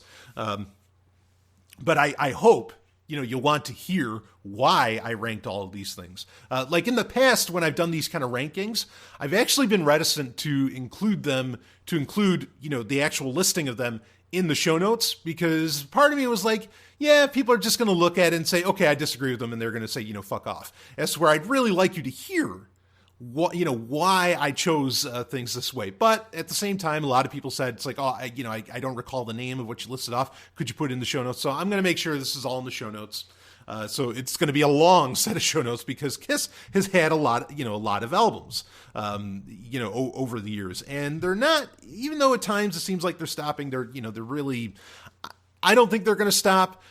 Kiss is also, I think this is going to be, in fact, I think it was the 2099 episode. I think so. Okay, so I did Sovereign Tech 2099, a legendary episode of Sovereign Tech. It was literally the 99th episode of Sovereign Tech. And in that, I was in the fictional future. I was in the year 2099. And for what was at the time was Pick of the Week, now it's the Climax, I actually talked about what I called Kiss 2 and Kiss 3. And what that was, this fictional argument of mine was about, does Kiss 3, which is ended up being this like holographic version of Kiss of the original members and everything, were they better than Kiss 2, which again, this is all fictional. I said Kiss 2 was the band that ended up replacing, Gene Simmons and Paul Stanley. And so, because I think that, and really Paul and Gene have said that they're going to do this, is that, yeah, Kiss is going to go on without Paul and Gene. Now, that might seem unheard of for a lot of people, but I really think that's going to happen. I think Kiss is bigger than the sum of its parts for a bunch of different reasons. And I think that they're actually going to break that rule about, they have to wear the certain makeup and everything. I think that's going to change. And my theory at the time on that episode, on that Cybertech 2099 episode, was based upon, there was the fun little animated movie, Kiss Meets Scooby-Doo. And in that, there's a point where like Scooby and the gang, they end up, I'm a huge Scooby-Doo fan. Scooby and the gang, they actually end up going to like this like Kiss world. And there are a bunch of different people. They're all wearing kind of the kabuki, makeup and everything. But there is, there are a bunch of different like characters. It's not just, the Star Child, the Demon, the Celestial, and the Cat. Of course, Eric Carr would get to have his own makeup. He'd have the fox. And Vinnie Vincent would end up with, the magician, like he had the Ankh on his, which I thought was a really cool makeup style, and I'd love to see come back. But anyway, so I think that's going to be a thing. So Kiss, this isn't like over. This isn't final. I'm sure in the future I'm going to have to do a new ranking because I think there's going to be Kiss albums literally for the next 100 years that will keep coming out. So keep that in mind, that eventually I do plan on, there's going to be more of these just by, the nature of what Kiss does. So why don't we start breaking into it? This was tough. Like the first 5 are easy for me to do because I'm like, oh yeah, I instantly know what my favorite Kiss albums are. But then, breaking it down later on, it gets a little harder to kind of choose which ones end up becoming your favorite. But this is, effectively a complete, breakdown, and ranking of every Kiss album to ever come out.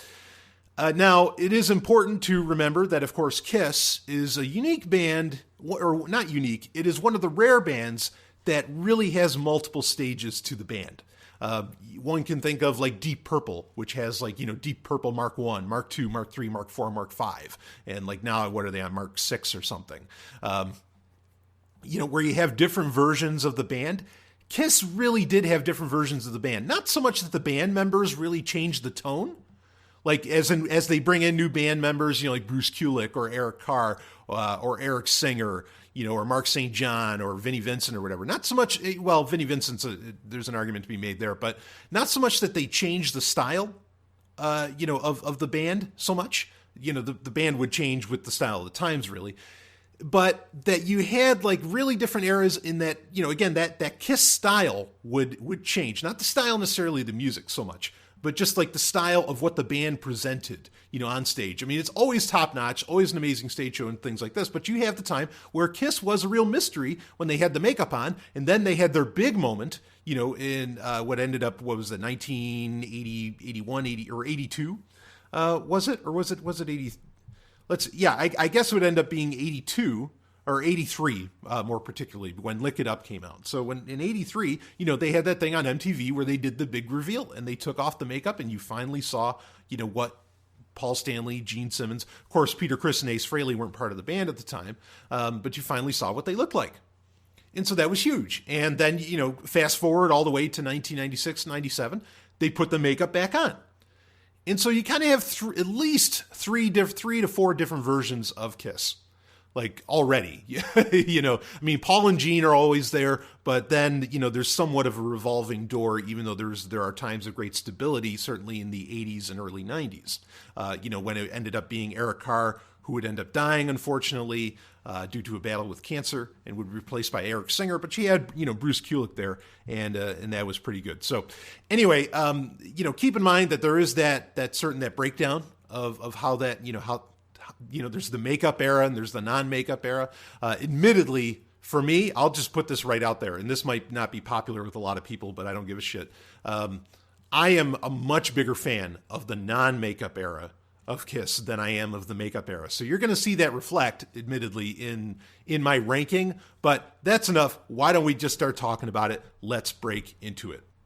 So actually, I'm going to do this a little weird. Normally, on a top 10 list or something like that, which this is way more than 10, normally you start off with the least, with kind of the worst album. Because at the end, I'm going to do, we're going to do another breakdown, and we're going to end up kind of with the ultimate, sort of Kiss album, really. I'm actually going to start with number 1. I'm going to start with my, as far as ranking, I'm going to start off with my favorite. And then we'll go all the way down to the least in this case. So it is, I am doing it, somewhat in reverse. But anyway, here we go. So the number 1 album, and this is probably going to shock, and I bet Like, I really bet there is nobody else on the planet that would probably put this as their number one, as their favorite Kiss album of all time. What they consider, the best. Now, this is kind of important.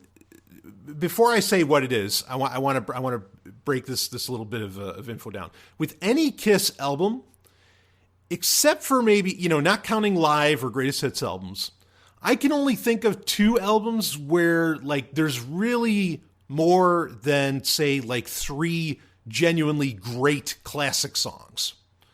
Usually it's 3, maybe 4, and depending on, especially like, Kiss's, their earlier work, say from, well, really when, understand they were coming out with an album of some type every year from 1974 all the way up to 1985 or 1986. And then what is it in 87? They had a very brief, they kind of took like 1 year or so. 1986, I should say. 1986 is the year that they took off. So from 74 to 85, like 11 years, there was so much Kiss content coming out. There was effectively at least an album almost every year, if not more than that when you count the 78 Kiss solo albums, which each one was really a Kiss album, regardless of it being billed as a solo. We'll talk about more of those when we get to them. So, but, in that from 74 to 85, pretty much every album had like, as far as like great songs, there's like 3 great songs and the rest are still very good. They're just not like that great, charting song. Destroyer might be the, might be the outlier on that. Maybe Love Gun. Revenge, which would be after that 85 date. Revenge, of course, came out significantly later than that. Revenge would end up coming out that would have been 1992. But those 3 albums maybe had, more than 3 or 4 really great songs. But keep in mind, or like I was going to say, with, everything pre-85, the albums were generally like maybe 8-9 tracks. Maybe they'd get into 10 or 11, afterwards then they would get into, kind of longer albums. But keep that in mind that, it really comes down to how do you chart a great Kiss album. Most of the time, I mean, there's an overall flavor that you get, kind of with the more, metal or rock that surrounds an album. But generally, you're going to be basing it upon, 3 or 4 really great songs. And, they're really great songs. Like, they're fucking amazing songs. So, it's like, usually, one of those 3 songs, those 3 songs are some of the greatest rock ever written. Just, straight up.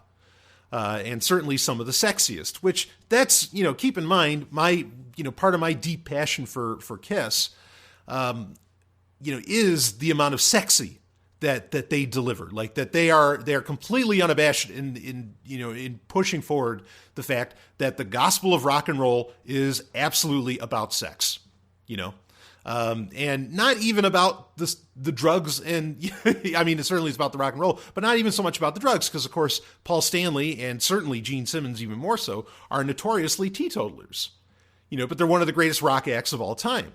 And certainly some of the greatest parties in the world ever, were held at their concerts.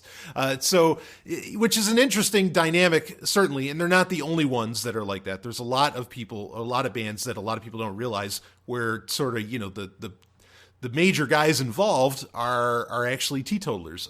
You think, for example, like Twisted Sister, JJ French and, Dee Snider, like, they're notoriously clean. As far as that stuff goes. I'm not knocking anybody that does, that stuff. And certainly one could make an interesting case. How does drugs affect rock and roll? That's a hell of a conversation to have because, then there's bands that not like Gene and Paul or at least certainly with Gene, who was a major creative thrust where like they never did drugs or drank. But then you have bands where what happens after they clean up, suddenly they lose a lot of their creative chops, it seems. Well, And I know people would take issue with the phrase clean up, and that's fine. I understand, your concerns around that. And that's, I totally get it. But we're not here to talk about that. So, all right. So my favorite Kiss album, enough the tease, is 1985's. Again, it's the end of that long run, that run from 74 to 85, where they're coming out with at least 1-2 albums a year. Was Asylum, which was it was the end of that run, and I think there might be something to that, like why they needed to take a break for a year after Asylum. One could make the argument that the reason they took a break in 1986 was because Asylum still did like double platinum. I mean, it still sold like crazy. They didn't have any problem with that, but maybe they felt that their concert sales weren't doing very well, or, something was going on. They needed to take a little bit of a break, maybe do a little bit of a rebranding, which we might get into with the follow-up to Asylum. But whatever the case, Asylum was really an end of an era because, like I said, every year you had some kind of Kiss album coming out for 11 years, right up into that. And Asylum has, in my opinion, it has far more than just 3 great songs, but you can easily point to 3 great songs off of the album. Now, Asylum is part of the non-makeup era, obviously being in 85. And the non-makeup era, at the time, Gene Simmons was really taking a break, he was really taking a break from the band. He was trying to pursue an acting career, a producing career. He was doing like Simmons Records or whatever. There was a whole bunch of different things that Gene was trying to do.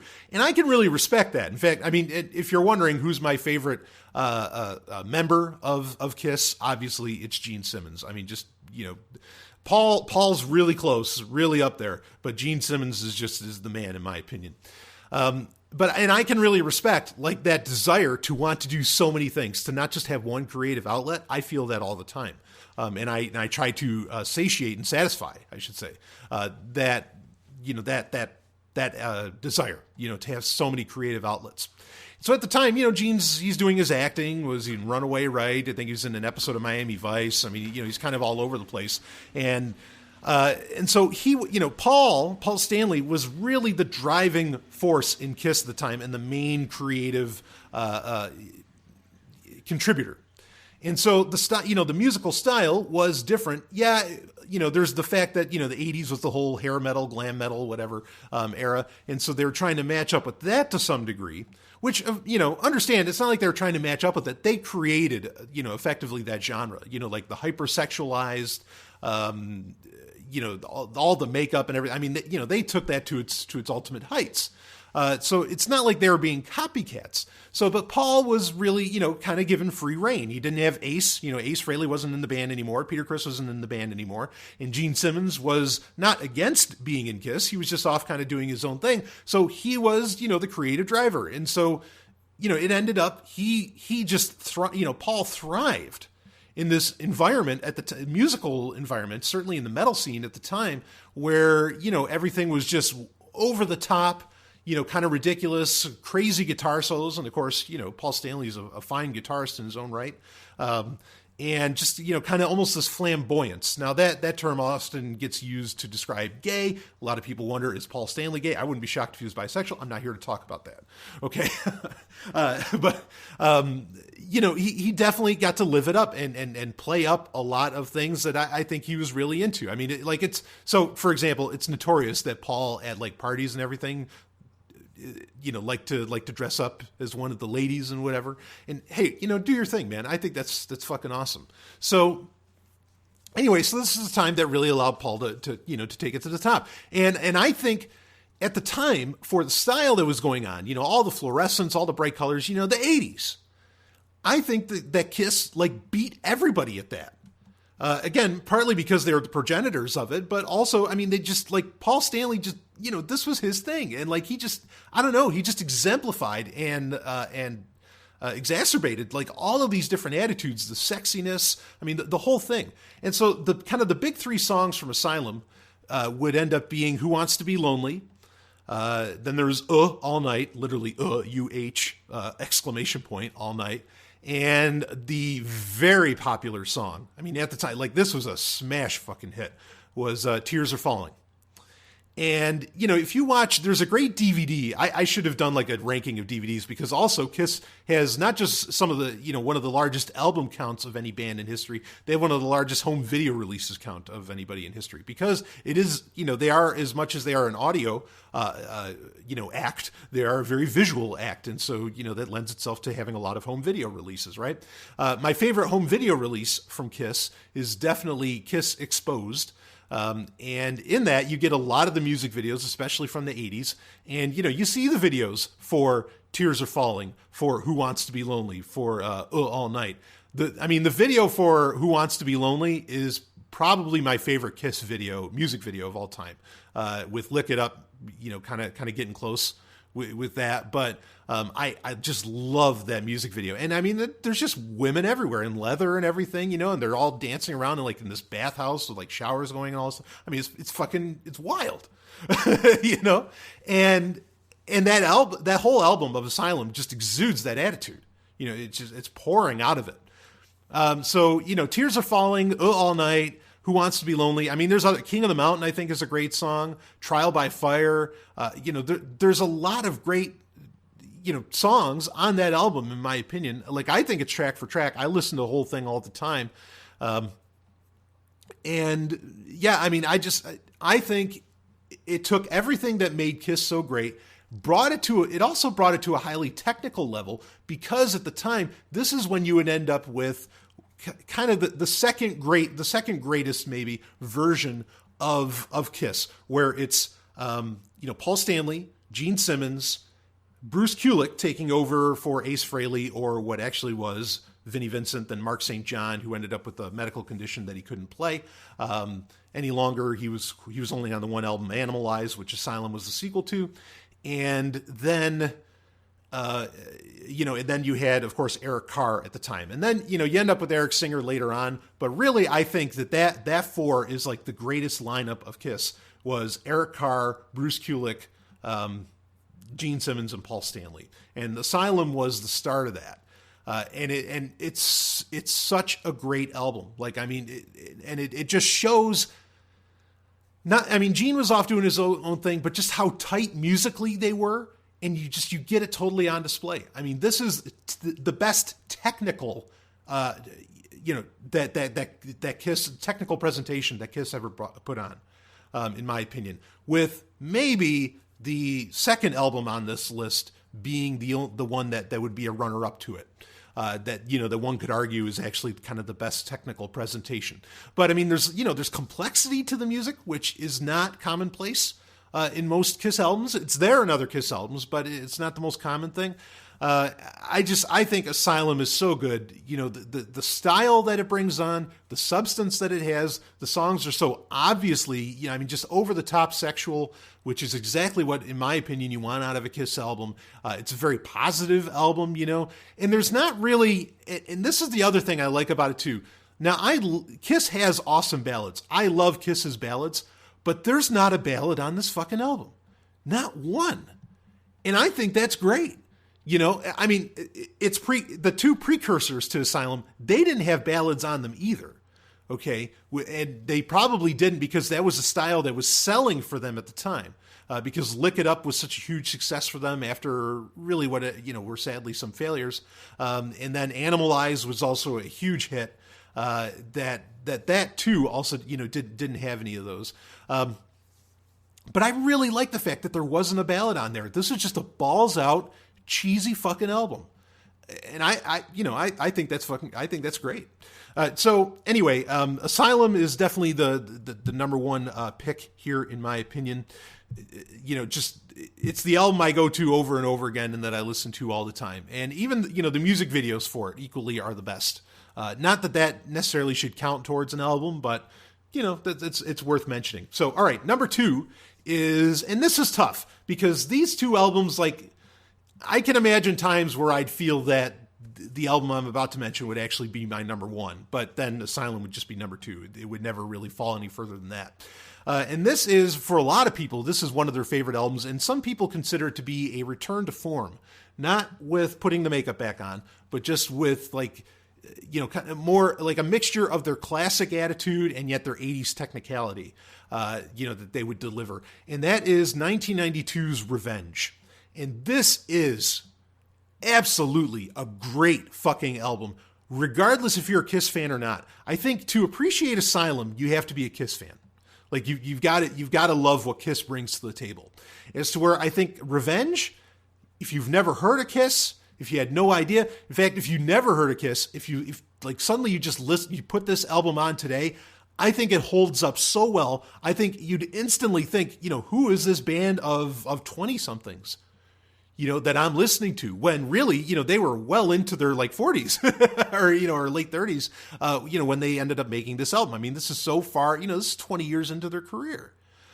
Which is unheard of to come out with an album that would get received so well by critics, so well by fans, stands up so well even to this day, still sounds so perfect and good. For it to be 20 years into your career, that's crazy. I don't know many people. Maybe Aerosmith could make that claim. I don't even think Metallica can make that claim. I really don't know how many bands can make that claim that you come out with arguably your best album. And I say arguably, it's not my favorite, but you come out with arguably your best album by every metric, 20 years into your career. That's nuts. Yeah, maybe Judas Priest could pull that off. I don't know. But anyway, Revenge, I mean, you're not just talking 3 songs. There are so many great fucking songs on this album. It's nuts. I mean, you've got Heart of Chrome, of course, is an apps. I'm not even starting off with the big ones. Okay, so you have the album starts off with Unholy, amazing song, amazing song, and most of these songs all ended up with videos too, incredibly. But that's because they were all kind of hits. So you start off with Unholy, then you go into Take It Off. Okay, then what is it? Spit after that. Then you go into Domino. Then you've got Tough Love.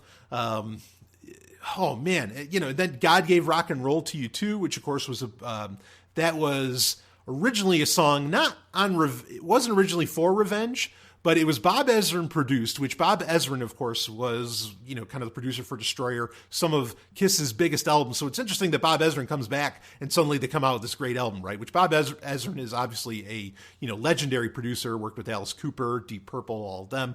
Definitely one of my favorite producers in the industry, and just a great guy to ever, listen to. He's and hang out with. He's phenomenal. But, they did God Gave Rock and Roll to You Too, which is kind of a remake of another song. Was that from Slade or Angel? I think it was Angel. That was on the Bill and Ted's Bogus Journey soundtrack, which Bill and Ted's Bogus Journey, big hit, whatever. So they end up going and, they go and do Revenge, and they put that song on there. So, of course, that song, shows up and it's fantastic. Then you have Thou Shalt Not, Heart of Chrome.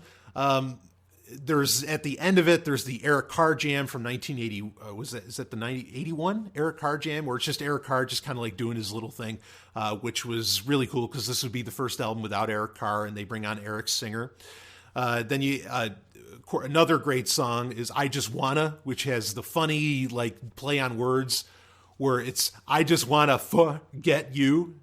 Like the song is called I Just Wanna, and it sounds like the lyrics are saying, or what the lyrics are saying is I just want to forget you. But the way that Paul Stanley sings it, they break up the word forget into forget, and it sounds like I just want to fuck. And and when you listen to live versions of the songs, a lot of that song, generally, depending on the time frame that you're listening to it, they don't really perform that song much anymore. But Paul will actually say, I just want to fuck. So that the joke, like it's a total in joke. It's kind of like Britney Spears. If you seek Amy, it's, if you fuck me, like that's what the song's saying. Right. And so that song's just high energy, a lot of fun. So the only weak, like literally, I think this album is track for track. Obviously the Eric Carr jam, you don't really count that as a song. That's just on there for posterity to include Eric Carr as part of it. And that's a beautiful thing for a band to do. The only weak song on here is Gene's Paralyze. And Gene did, kind of reinsert himself. Like he started getting rededicated to Kiss with this album. And you can tell because, that kind of that classic badass style that Gene generally brings us to where Paul, is all about the flamboyancy, and over the top and everything. Gene's badassery kind of comes back. But ironically, he also has the only weak song on the album. The only thing that keeps it from being like absolutely perfect and unquestionably the greatest Kiss album of all time is the fact that Paralyze is a really weak song. In fact, it sucks. I almost never listen to it. I just think it's a shitty song. There you go. The other Gene songs on there, Unholy, Domino, they're the best Kiss songs ever written. Some of the best anyway. But Paralyze is just pure shit. It's so bad, which maybe that's why I give it the number 2 slot, just because I can't forgive that song. It's just terrible. That is undeniably, in my opinion, the worst Kiss song of them all. Even worse than the Kiss theme, which that's actually a song, the Kiss theme. It's even worse than every song on The Elder. Paralyze is so bad. It's total filler. I can't believe they let it on there. I don't understand why they let it on there because it cheapens the rest of the album. I would have left it off. I don't know. Gene must have felt some need to have that on there. But otherwise, all the songs on there are great. In fact, little known fact, and I didn't realize this until recently. So something I've talked about is a guy that I recently discovered who I kind of knew of in the past because he was in Alice Cooper's bands for 2 of Alice Cooper's best albums, Raise Your Fist and Yell and Constrictor. And I've talked about this on Sovereign Tech because when I found out about the guy, he was all I could talk about. That being Kane Roberts, who was a guitarist, music writer. Now he's a video game designer, but from the 80s or from the early, late 80s, early 90s. He had his 2 albums, he technically has 3 and he's working on a 4th, but he had his 2 big albums, which was his self-titled, Kane Roberts, and then he had Saints and Sinners, which came out, was at 91. He co-wrote my favorite song off of Revenge, which is Take It Off, which ironically, Take It Off and Domino at the time, and this is a very important fact to understand, at the time in 1992 and 93, were the number 1 and number 2 songs in the world for strip clubs. Straight up, it was just known that they were the number 1 and number 2 songs at strip clubs. Believe me, there are metrics for that. And that's awesome. How cool is that? Fuck being top 40, fuck being on the Billboard. If you're the number 1 and you have the number 1 and number 2 stripper songs in the world, you're killing it, man. You're taking it. And I had no idea that, Take It Off is, what's your favorite Kiss song? That's almost impossible to say. Take It Off would definitely be a runner-up, for that list. It'd certainly be at the top. It'd easily be in the top 3. And for it to be written by Kane Roberts, that's amazing. Now, I didn't know that. It's not like I never read the liner notes. Just the name Kane Roberts didn't mean anything to me until a couple of years ago. And now it's like, oh, holy fuck. This is awesome. So I think that's so cool. So yeah, Revenge, it had this whole, really had a very Triple Black attitude to it. Just fantastic album. Like I said, except for Paralyze, fucking track for track. And you don't count the Eric Carr jam. That's there for very good reasons. But you can go down that whole thing. Even Thou Shalt Not, I love that song. Heart of Chrome, really good. Now there's arguments, and we haven't gotten to lick it up yet, but there's a case that gets made that apparently Kiss brought back Vinnie Vincent to do some songwriting for this, which he doesn't really get any credit for. I'm aware of that kind of conspiracy. And maybe, Heart of Chrome, I think, is the one that they kind of admit that Vinnie Vincent might have had something to do with.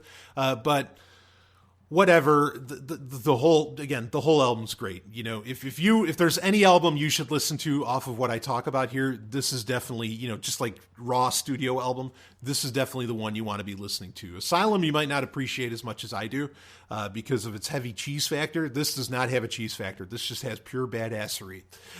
Revenge is phenomenal. Even people that hated the non-makeup era, they still will own a copy of Revenge just because they know it's that fucking good. Okay, let's go to number 3 here, and I'm going to lose track of the numbers. So maybe after the top 10 we'll stop as far as counting them by number, because we have so many to go through. And most of them I don't have that much, as much to say on. So don't worry, this isn't going to go for 3 hours or anything, because we're already like 40 minutes in. But the next one is actually the follow-up to Revenge, which was 1993's Alive 3. Like I said, I would include greatest hits and live albums in this breakdown, because they are so core to what Kiss is. And some of them have like unique tracks. Now, Alive 3 does not have any unique tracks. As to where like Alive 2 had, on the second disc or second LP, however, you had Alive 2, there are, 5-6 songs, whatever, that effectively make up their own new original music album, that are studio cuts. They're not actually like live tracks at all.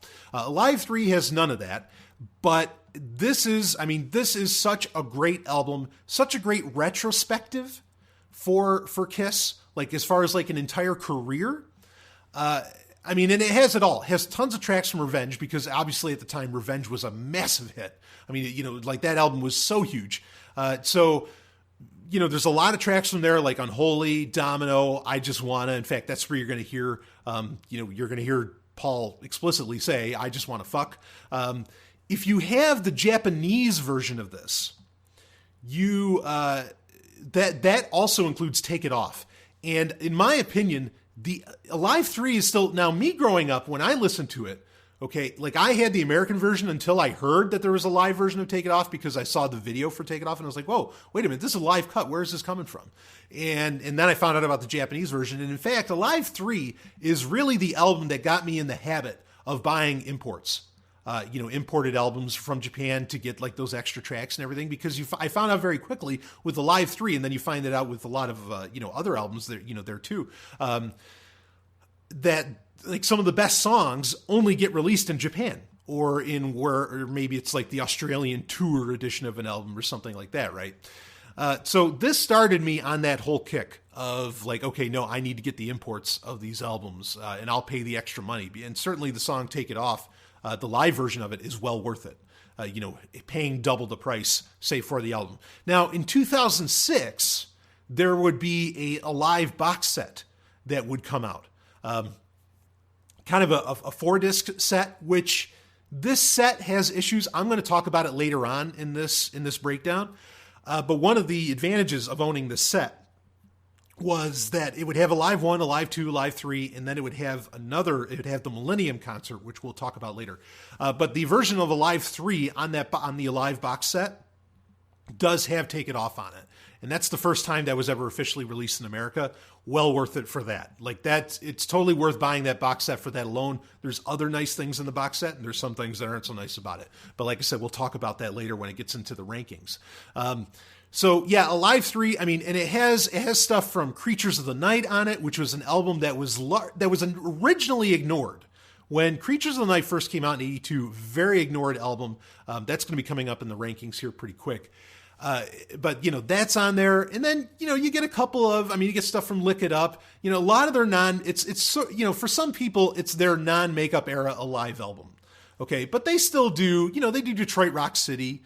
They still do some of their bigger songs from the 70s. And so, there's a lot to like here. And the versions of so probably the best song, it's track for track, but probably the best song on there is they do a super heavy version of I Was Made for Loving You off of 79's Dynasty album, which the Dynasty album is pretty divisive for a lot of Kiss fans, because they experimented with disco at the time. They did. And I like the Dynasty album personally. And the song I Was Made for Loving You is actually it's their only number one single, I think, for Kiss. So, it was Dynasty was a huge deal. Again, very divisive for Kiss fans, but very popular, certainly in 79. But when you listen to, if you didn't like the disco version of I Was Made for Loving You, listen to I Was Made for Loving You off of Alive 3. It's fucking intense. It's such, there's just, and you're hearing the live album, there's rockets shooting off everywhere. It's so crazy. That album is so well done. There's so much, you get so much flair in it. Alive 3 is phenomenal. So easily in the top 3 albums of all time. In fact, Like, I can barely listen to, as much as I like Dynasty, the album, I can barely listen to I Was Made for Loving You without hearing the live, like, kind of pyrotechnics and everything from Alive 3 going off in my head. So I usually don't even bother listening to that version anymore. It's so good. And some of, like, Paul Stanley is well known for his onstage banter. In fact, there's people that release entire albums, obviously bootleg, of just like shit that Paul Stanley says on stage because it's so wild. But Alive 3 has some of the best parts of that, like where, before it breaks into Heaven's on Fire from Animalize, Paul Stanley has the whole thing. It's like, all right, it's like, here's a song. You probably know this one by the beginning. It's a song that's got a beginning where it goes, oh yeah, I know that one. And then he does the whole thing, because the song Heaven's on Fire has that really classic opening where it's just Paul Stanley going, oh, and he does that. But when you hear it live like that, it's so fucking cool. It's so good. And then there's off of Creatures of the Night, there's the ballad I Still Love You. I mean, I'm not against ballads. I like ballads, and Kiss does some of the greatest ballads in history. In fact, one could argue they kind of started the whole ballad trend being, something legitimate for radio. And I Still Love You is a great ballad of theirs. So, I don't want to make it sound like I'm contradicting what I said when I was talking about Asylum, but the version of that, the live version, is fantastic. Yes, let's be very clear, and this is true from Alive 1 all the way to Alive 4 and beyond, that there's a lot of sweetening that gets done, to make the album sound good. Like when you get a Kiss live album, you're not getting a completely raw cut. Okay, like there's some sweetening, there's some fixing, some adjusting, which almost every live album does. It's rare that doesn't happen in a live album, and certainly Kiss also kind of made that a thing as far as live albums go, because live albums before Kiss were really an afterthought. So when Kiss comes out with a live album, it's really still an event. And Alive 3, I think, is the biggest event of them all. I think it's such a great retrospective of the entire band's career, certainly up until that point. Not that they didn't do great things afterwards. Certainly they did.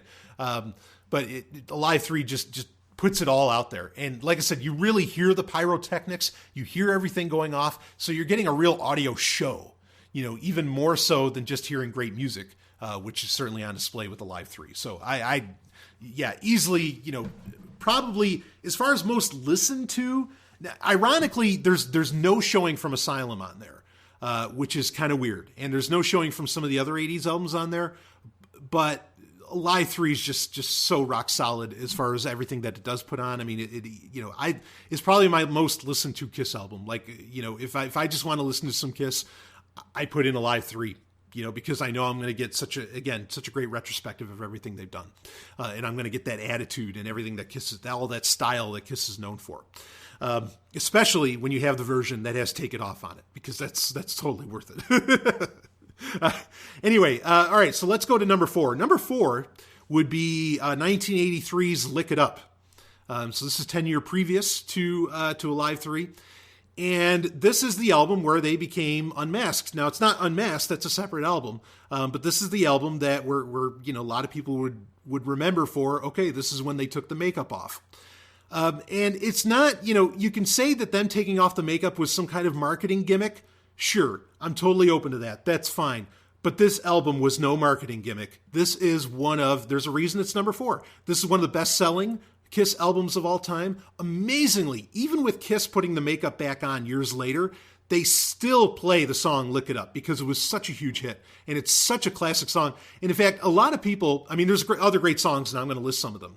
Okay. But a lot of people, when you put on Lick It Up, and they hear that opening, dun, dun, dun, dun, dun, dun, dun, dun, and then Paul does this whole, yeah, right.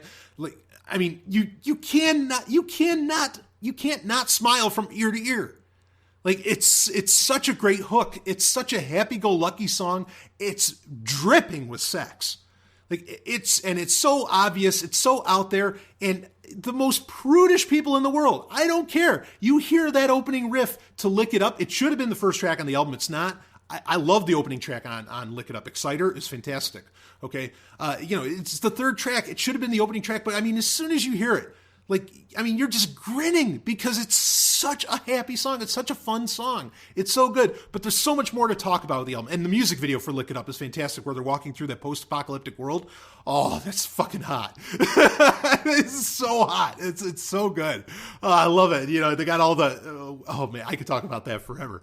So anyway, yeah, this album is great. Of course, the lineup at the time is Vinnie Vincent, Eric Carr, who now fully has, you know, really replaced Peter Criss, even though it was well known that he did it with the previous album, Creatures of the Night. But now it's unabashed that that Ace Frehley has finally left the band, and even though really he had left before Creatures of the Night. And then so you have Vinnie Vincent, Eric Carr, you know, Paul and Gene, and it's a tour de force of an album. There's really not a bad song on there. The only one that I think is a little rough is Young and Wasted. Again, another Gene cut, and it's almost like Paralyzed, where it kind of keeps this from being a perfect album. Some people like, you know, and Give Me More is kind of weak too. Give Me More and Young and Wasted are like sort of the weak tracks. But other than that, like some of the cheesier stuff, On the Eighth Day, I love that. On the Eighth Day, God Gave Rock and Roll. A Million to One, totally underrated song that you'll never see get played live, but it's an amazing track. And I mean, like, it should be kind of a greatest hit. I don't know why it never became a hit, but A Million to One is an awesome song on there. And then there's, of course, All Hell's Breaking Loose, which was kind of the second hit off of that. Fantastic. Just a great song. And the music video for it is phenomenal. You know, again, more of that. It's kind of a sequel to Lick It Up, where the music video for it is more of the post-apocalyptic world. Very hot. And like, Paul's even kind of rapping in it. And it works. Like, it's a super cheesy song, but All Hell's Breaking Loose. I mean, you could play that right now, and you'd think they were singing about today. It's so good. Not for the Innocent is the second track on the album, right after Exciter's really good, which is a Paul Stanley led song. And that's the nice thing about Kiss, is that you really have, you know, you always have at least two singers, if not more. You know, eventually Ace would sing, or eventually Bruce would sing, or even Eric would sing, or, you know, Eric Singer would sing, or Peter Criss would, with Beth, of course. I mean, that's pretty awesome that, like, your entire band, each sort of has like a hit single in a way, you know, at various times. But you know, that's part of what makes Kiss, I think, gives them their longevity, is that you do have, like, even in one Kiss album, you have at least two or three styles, you know, that come out and that are great, you know, that are recognized hits and everything. So, you know, it opens up with Paul with Not for the, or for Exciter. Then it goes to number 2 with Not for the Innocent, which is a great, like, haunting track, you know, really heavy stuff too. And then you go into Lick It Up, and it's just, holy shit, you know.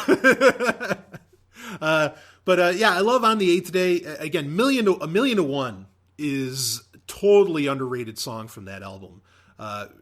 Not exactly a ballad, but it's like the closest thing to one on that album. But like I said earlier about Asylum, I like the fact that when you had, you know, you had Lick It Up, you had Animalize, and then you had Asylum. Like, that there were, you know, these were all just like really fast-paced rocking albums and very technical albums. Vinnie Vincent, who there would be a falling out with Vinnie Vincent. Vinnie Vincent obviously brought a lot to the table with Lick It Up. I mean, you know, this is a guy who, I mean, he would go on to do Vinnie Vincent Invasion, which would end up becoming Slaughter, because Mark Slaughter would be in that band and they would become the band Slaughter, which, you know, I'm a fairly big fan of the band Slaughter. The two Vinnie Vincent Invasion albums, which, by the way, I'm not going to get into any of the, like, the extraneous solo albums. I might mention them here and there, but I would be talking for 4 or 5 hours if I talked about, like, every album that every member of Kiss ever did, you know, solo-wise outside of Kiss, and not just the 78 solo albums, like, beyond that. We'd be here all night long. And I'm sure you wouldn't mind that, but there are limitations to the file size that I can upload. So, but anyway, so Lick It Up. Yeah, I mean, Vinnie Vincent would be a big part of it. And you can certainly hear when you listen to his solo albums, be it the two Vinnie Vincent Invasion albums that would come out years later, you know, after 83's Lick It Up from Kiss. You know, you can tell this, you can get the style, like the speed and just kind of like the, you know, just the really, really, you know, moving riffs, just good stuff.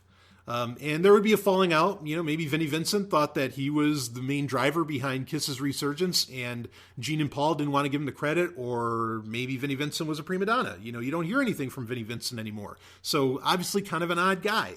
And I don't mean to insult him in any way. But you know, however that ended up, you know, being, Lick It Up is the only album that he was ever on. And, you know, that's, if in your life you can say, well, I wrote Lick It Up, or, you know, I co-wrote it or whatever. Like, you know, I think you can die happy knowing that you came out with one of the greatest albums in history. And it really is. I mean, Lick It Up is widely considered just one of the best. I mean, it's easily considered one of the greatest Kiss albums, regardless, again, if you like the makeup era or not. And it's still respected to this day by, you know, the songs being played in the set still, you know, because, you know, now, admittedly, Kiss doesn't play a whole lot from their 80s set. They just don't. Lick It Up being one of the standouts. Along with, you know, with the sequel album to Lick It Up, you know, which is Animalize, which has Heaven's on Fire on it. So yeah, Lick It Up. Just, I mean, it's a milestone album for Kiss because they got rid of the makeup, but also like it's a great album. There's a ton of great songs on there. You know, at least 5-6 great songs. You know, I mean, like I said, 1,000,001. Nobody ever hears about that one. You gotta check that out. But I mean, Exciter, Not for the Innocent, Lick It Up. All Hell's Breaking Loose is a great song, very underrated. I mean, it was a hit, but very underrated hit. So a lot to love with Lick It Up, and just, yeah, it's all there. It's such a, I mean, there's like some darker tracks, but it's always dark with kind of an air of cheese about it, which is what I love that Gene Simmons can deliver. It's part of the reason Gene Simmons is, like, you know, one of my heroes, is because he can deliver that dark sexiness, but still, like, it's still cheesy and, like, you know, it's still like fun, you know? So I really appreciate that from him. So anyway, let's get on with our next album here in the list. This would end up being, I guess this is number 5 on the list, which would be Crazy Nights, 1987's Crazy Nights. Now, this album, okay, there's lots of great songs on it. The album was an absolute success. This came after their their break that they took in 1986, which again was the first year in 11 years of the band's history that they did not release anything, at least not in America, at least nothing major, at least not any like really new music or anything. So, you know, this was, in some ways, this was kind of Kiss coming back, even though, you know, Asylum was, again, it was pretty successful. So it's not like they couldn't just ride off of Asylum and that somehow, you know, everybody forgot about them in a year or something like that. I mean, that obviously didn't happen. But to some degree, like, I've always found, now granted, understand at the time, and this is actually important for Crazy Nights. At the time, I was, you know, like when Crazy Nights came out, I was 6 years old. Okay. So I didn't you know, I wasn't there to understand, like, okay, what did it feel like for Kiss to take a year off? You know, I don't know. I look at it, you know, back as, you know, when I got older, when I really got into Kiss, when I was a teenager, you know, when I look backwards at it, like, it just looks like an oddity. It's like, what the fuck? What's this 1986? You know, it's this big red mark. So I don't, you know, I can't exactly say on that. And I mean, I've read a lot of books on Kiss, like their album retrospectives and everything, which are very well done, that, you know, kind of describe what was going on for the band at the time. And to some degree, as I understand it, yeah, this was sort of like a relaunch of Kiss in a very real way. The band at the time was the same as it was with Asylum, where it, you know, kind of what I consider to be, like I said, their strongest lineup, that being, you know, Gene Simmons, Paul Stanley, Bruce Kulick, and, you know, and Eric Carr. So Crazy Nights, I mean, has, you know, super cheesy album. In fact, honestly, I think the album's cheesier than Asylum. like it really is. And they bring in like synthesizers and everything. So it's kind of a unique album in that sense, that they did start to bring in, you know, synthesizers and some other stuff. They really took 80s cheese, like, almost to a whole new level, not to where they left kind of the rock metal roots, but it can feel that way, which is probably why I don't like it as much as I like Asylum, where Asylum is still really a heavy rocker of an album. It still has some very hard riffs. Crazy Nights has pretty much no hard riffs whatsoever. You know, there's no crunch, no, you know, like nothing like that in it. So, but I still love the fucking album. I mean, it's still a fantastic Kiss album. You'll never really hear them play anything from it anymore, sadly, which is a pity because, like I mentioned with Lick It Up, where during All Hell's Breaking Loose, you know, you kind of have Paul sort of rapping to some degree in the title track for Crazy Nights. He does that as well. And here's the interesting thing. So when I was 6 years old, I remember being in the back of my parents' station wagon, and my cousins were with me in it. And they were huge Kiss fans. Of course, they were much older than I was. And they were like, they were playing Crazy Nights. In fact, one of my cousins actually had a jean jacket where he had the patch in the back, which was like the broken glass, the broken mirror cover of Crazy Nights, the album cover for it. Really cool album cover too. And, like he'd play Crazy Nights, and I was just like, and they'd all be singing it because it's kind of a rap. So, like it's easy for anybody to say. You don't have to, hit, Paul's high notes like in Heaven's on Fire or something, right? So it's so good. And like at 6, I could sing or belt out anyway, the entire song of Crazy Nights, and I loved it. So like, my history with Kiss started at a very young age. I mean, like I was already memorizing Kiss songs at 6 years old. Now, Kiss wouldn't be my first love in the whole rock and metal scene. That would go to, Motley Crue, and like the first audio cassette that I ever bought was in '89 when Motley Crue's Dr. Feelgood came out. Obviously, that was a very seminal album for me. But later on, I would, after dalliancing with so many '80s metal bands like, Motley Crue and Whitesnake and the rest of them, I would, as a teenager later, I would finally, settle back down and be like, okay, Kiss is fucking awesome. They're the greatest band in history.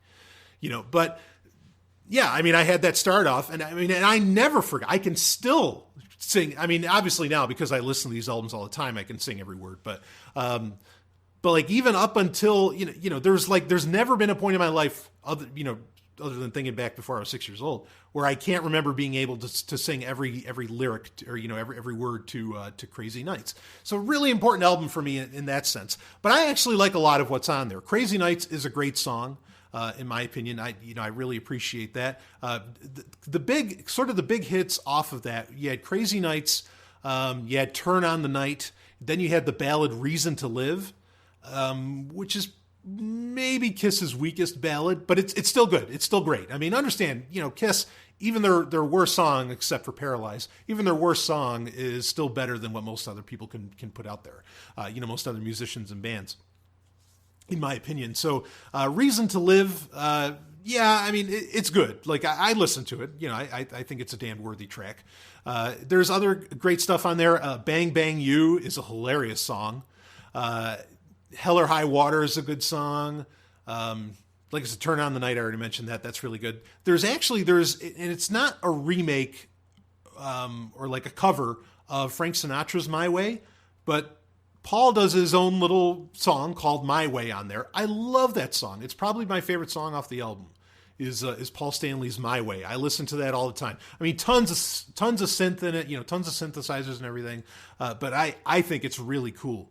Just a fun song. So that's the one you probably, if you're wondering, like, what's a song on there that nobody ever talks about that's probably really good, it'd probably be My Way. That I really enjoy that. But Bang Bang You's so good. There's a lot of fun songs on there. And yeah, I think that about covers Crazy Nights. So yeah, that's my number 5. Certainly holds a sweet spot in my heart because of, how seminal it was for me at 6 years old. But at the same time, there's just a lot to like there. It's a very unique Kiss album. It's probably the most unique Kiss album next to, say, The Elder, I think, is stylistically, because it's not a departure, but it's just so different from anything else they've done. So I think Crazy Nights is really cool. Very underrated album. I mean, it was a big seller at the time, because it's fucking Kiss. So who cares? Right? In posterity, it's not so well thought of, unfortunately. I mean, it would show up on an album we're going to cover later, which Smashes, Thrashes, and Hits. A lot of the songs on that would end up on there because it was such a hit. Reason to Live was a huge hit, and Turn on the Night was a fairly big hit. The song Crazy Nights apparently wasn't as big a hit, but whatever. Anyway, great stuff. So, all right, let's move on because I really don't want this thing to go over 2 hours. We're already an hour in, and we're only on number 5. So number 6, Creatures of the Night. Oh, that's kind of the little thing that goes to the song Creatures of the Night. Another super underrated, probably like almost the least selling. It eventually became a gold album. This came out in 1982. Paul, originally on the album, it's technically a makeup era album. And it's the only one where really Eric Singer was still wearing makeup, and It's also, the album that was being toured for, to where Vinnie Vincent would join the band, because Ace Frehley, even though he's on the cover with his makeup on, he really wasn't a part of the album. That Vinnie Vincent would be in makeup as well. So Creatures of the Night, a weird album because it's a transitional period, right?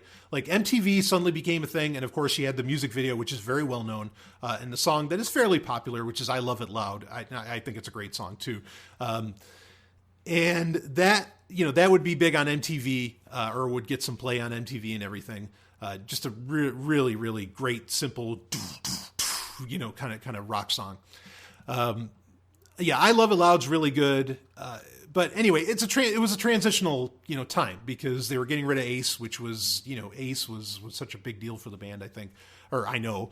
And, they're bringing in other people, and then they decided to go, all right, let's just take the makeup off if we don't have everybody here anyway. And which was a smart move. So eventually Creatures of the Night would get re-released, kind of as a non-makeup album, and I actually consider it a non-makeup album because of it. In fact, whatever music software or whatever I happen to put it into, there was a version of it, I think, that came out in '85. That was the re-release, where the cover art is non-makeup, and it actually has Bruce Kulick and Eric Carr on the cover, instead of Ace being on it, with his makeup on. And I really like to think of the album that way. I don't like to think of it as an Ace Frehley album. I don't like to think of it as a makeup album, because really the attitude for the album is so clearly 80s. It so falls in line with what they did during the non-makeup era. There's no reason for it not to. Now, this album has, so many great songs on it. Like, it's ridiculous just how really track for track this album is. Opens up with Creatures of the Night, which when you listen to that on a Live 3, that is such a great opener. For an album to have, especially a live show, or then if, you're doing a Live 3 and you're doing a live show, it's fantastic for that. It has I Love It Loud, of course, which is great. It has I Still Love You, which is a ballad, fantastic ballad.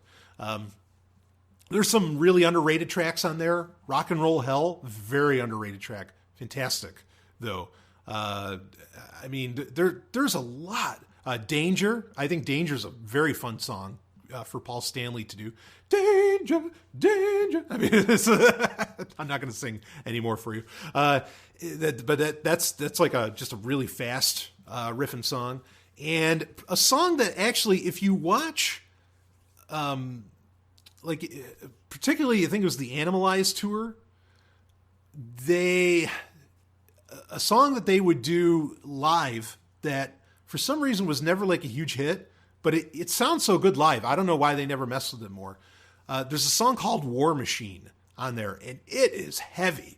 Like it's a Gene Simmons fronted song. It is so heavy. It is awesome. Easily the best track on that album. So good. And so it's a really, again, it's a very underrated album, Creatures of the Night. It kind of flew by night, or flew under the cover of night, it seemed, because nobody really latched onto it until they re-released it. A lot of people enjoyed the song I Love It Loud. I don't think it took off as well as perhaps they were hoping. In fact, I know at the time the tour for Creatures of the Night was kind of a weak, like they weren't selling out. It was sort of a weak tour, even though they pushed really hard. And obviously with a song like War Machine, like they brought a tank on stage and everything. I guess it was really nuts.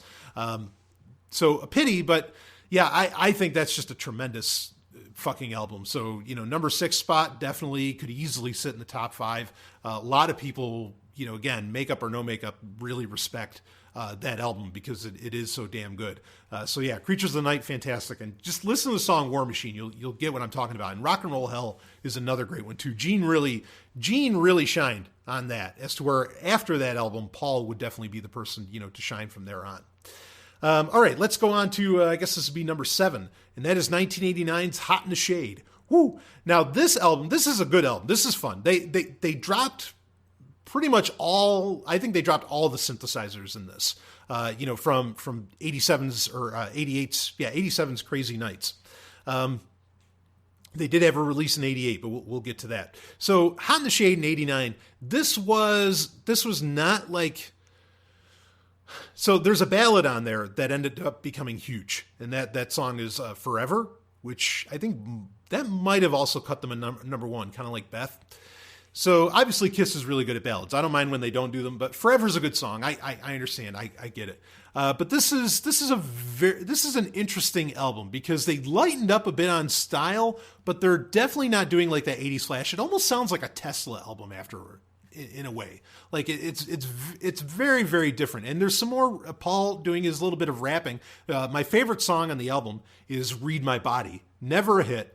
But I think it's such a cheesy, sexy song, and Paul kind of does his little more of his rapping, kind of like with All Hell's Breaking Loose, and Crazy Nights and some others, and I think it works out really, really well for it. There's the song Hide Your Heart, which was kind of a hit, which also got covered by, and I still don't know the total story around this, because Ace Frehley would also do a version of Hide Your Heart on one of his albums. This is, again, that strong version of the band where it's Eric Carr, Bruce Kulick, Gene Simmons, Paul Stanley. A unique thing happens with this album. So the first track on it is Rise to It, and a music video was made for Rise to It. Again, this album wasn't the biggest hit, but it was pretty wild. And if you can catch live footage from the concerts from this album, like there's a huge Sphinx on the stage, which is of course on the cover of the album too. That's really cool. I mean, it's a wild fucking album. Of course, they were doing very well after Crazy Nights was quite the album. Crazy Nights was a pretty good hit, a pretty good seller. So the song Rise to It, a great song, like very sexy. I enjoy the hell out of it. The song Rise to It, the music video for it opens up with like a flashback to Gene and Paul putting the makeup back on, or with them in the makeup room getting the makeup on. And then at the end of the music video for Rise to It, they walk out of there with the makeup on. Now, a lot of people thought that meant Kiss was going to come back with the makeup. As to why that didn't happen then, a lot of conversations, a lot of different stories as to what happened there. Is it because Eric Carr died? A year or two after this, that they said, okay, no, we're not going to go back with the makeup, because Eric Carr would have been kind of the legitimate person to be wearing the makeup. And I can agree with that, even though now Eric Singer and Tommy Thayer are wearing the makeup in place of Ace and Peter, whatever. But maybe that was what was going on. They just weren't ready to kind of hang it up yet, or what, or maybe the success of God Gave Rock and Roll to You Too on Bill and Ted's Bogus Journey, kind of changed their mind. Maybe it's kind of the grunge era that made them change their mind, which when the grunge era came in 93, you can read interviews where Gene says like he loves what Smashing Pumpkins is doing. He loves all this shit. And they were going to try and go that direction. In fact, they did. We'll talk about that album later. Yeah, that was kind of a weird thing, and that definitely got a lot of people talking. And was it just a marketing gimmick to sell Hot in the Shade? Maybe, and maybe it worked, But I think it's a great album. Forever was a huge hit. Not my favorite track off the album, but Read My Body's really good. Even some of the weaker, or some of the what one might consider to be filler stuff from Gene Simmons, like Cadillac Dreams, and some of this other stuff. I think they're all good. I dig all the, Silver Spoon's a good song. Like I said, Read My Body is probably my favorite off the whole damn thing. Love's Like a Slap in the Face. I think that's a great song. There's a lot. It's a long album, but I think there's a lot of great cuts on it. And Rise to It, of course, is an awesome song. And Hide Your Heart, like I mentioned, that was really good too. So yeah, Hot in the Shade, I got to put that there. And particularly for Rise to It and Read My Body are just two of the, most sex dripping songs that Kiss has ever done. And kind of fun, like they're fun songs, which is nice too. So, okay, let's go to number 8, which is Animalize, 1984's Animalize. And I got a funny story to tell about this one. But first off, let's talk a little bit about the album. Best known, obviously, for the classic track that still gets played by them today, even though they're wearing the makeup, which is Heaven's on Fire. And totally understandable. It's a great song. I mean, it's a great fucking song. Mark St. John was on with this, and of course he would end up with a condition. He's actually, I think he passed away. He ended up doing like White Tiger, not White Lion, but White Tiger. But yeah, Mark St. John was fine. He was actually like a music teacher. I mean, it was amazing that he became a member of Kiss. Didn't really have the look. There's nothing wrong with him, but I don't wish anything bad on anybody. But I'm glad Bruce Kulick ended up coming into the band afterwards. Because Bruce brought a lot of style, a lot of technicality that Mark St. John, I'm sure, could have had, but it just wasn't really on display much for it. So anyway, Animalize has some other... like the one song obviously Heaven's on Fire is so good. Like it makes up, it justifies the entire album's existence, right? But what I mean, like a lot of the other songs on it are sort of, I don't know, they're good. Like they're good, but they're not totally memorable. Like the memorable ones are the ones that are kind of ridiculous, like Burn Bitch Burn. That's actually a song. I want to put my log on your fireplace. That's pretty wild. I mean, there's Lonely is the Hunter. That's a fun song. I like that on there. There's good stuff. It has that 80s style, so it still ranks really high with me. And of course, Heaven's on Fire is just such a great fucking song. It's tough for it not to really carry it. Thrills in the Night. Thief in the Night is off of Crazy Nights. I sometimes get those two songs confused. But Thrills in the Night is a very good song. I actually really like that. So there's 3-4 songs that I really love on it. So I give it high marks. The music video, again, I've talked about the music videos here and there. The music video for Heaven's on Fire is incredible because it's all about like this, hotel room fucking party. I mean, obviously a massive hotel room, and there's like a scene in it. Now there's censored and uncensored versions of this music video. The uncensored ones you can watch when you watch the DVD I mentioned before, or the home video release I mentioned before, which is Kiss Exposed, which is kind of it's not like it's a quasi documentary. It's not a mockumentary, but it's kind of a quasi documentary of the band. But the music video for it, there's a scene that I just like is so memorable that I love. Well, first off, I enjoy there's the fun scenes where Eric Carr's kind of under the table with a gal. I mean, there's just women everywhere, obviously, and everybody's taking clothes off and whatever. But there's a scene where Gene is between two women, and of course, Gene Simmons is well known for his tongue, a tongue which actually I also have an incredibly long tongue. I didn't do anything to model myself after Gene. I just happened to have the honor of that. I've taken pictures of it before, and I've had Sovereign Tech listeners say, "Holy shit, you really do have a crazy tongue." Anyway. But there's a scene where, and I've tried to emulate this many a time, where Gene's between two women, right? And he I swear to fucking God, his face is so far away from this one gal, but his tongue reaches out and almost touches her nose. It's such an awesome little moment in the music video for Heaven's on Fire. I love it. So yeah, Animalized is a great album. Now here's the funny story. That wasn't the funny story. Here's the funny story. This kind of speaks to the Mandela effect. I swear that I remember as a kid, okay, or maybe I don't know, maybe 14, 15, something like that, going into Camelot Music in the mall. If you're from the Northeast, you might know Camelot Music. Going into Camelot Music in the mall, it was a music chain, so I think it was even beyond the Northeast of the U.S. But I remember going into the mall, and I remember seeing an album called Animalized 2. And on the cover of Animalized 2, it was all white, as to where the cover for Animalized is just some animal print scratches and everything. But the cover for Animalized 2 had all of, I imagine I was seeing Mark St. John on it, but it definitely had Gene, Paul, and Eric, and Eric Carr. And they were all wearing these long white leather jackets. And the whole album was kind of white, and on the cover, it kind of looked like the cover to Double Platinum, where, it was Kiss on the bottom, Kiss on top, and then you had the letters of red lettering of the album in the middle. But instead, this is all white with some raised lettering. Like I said, just kind of like Double Platinum. And it was called Animalized 2. I couldn't tell you what any of the songs were off of it, but I feel like I remember that so vividly. But obviously that never happened. That was never a thing. But I always thought that'd be cool, if there was an Animalized 2, that'd be funny. So, again, no woo-woo here. Obviously, it was probably just a dream I had or something, and my head was just fucking with me. But just an odd little thing that I tell people about all the time. It's it's so weird. I remember that there was there was an album called Animalized 2, and I even remember what the album looked like and everything.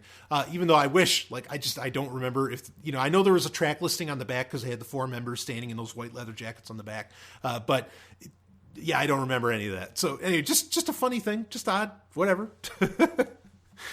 So anyway, yeah, so there was that number 8. Was that Animalized? So number 9, I mentioned how Kiss would be very interested in kind of the grunge movement and how they would get into grunge.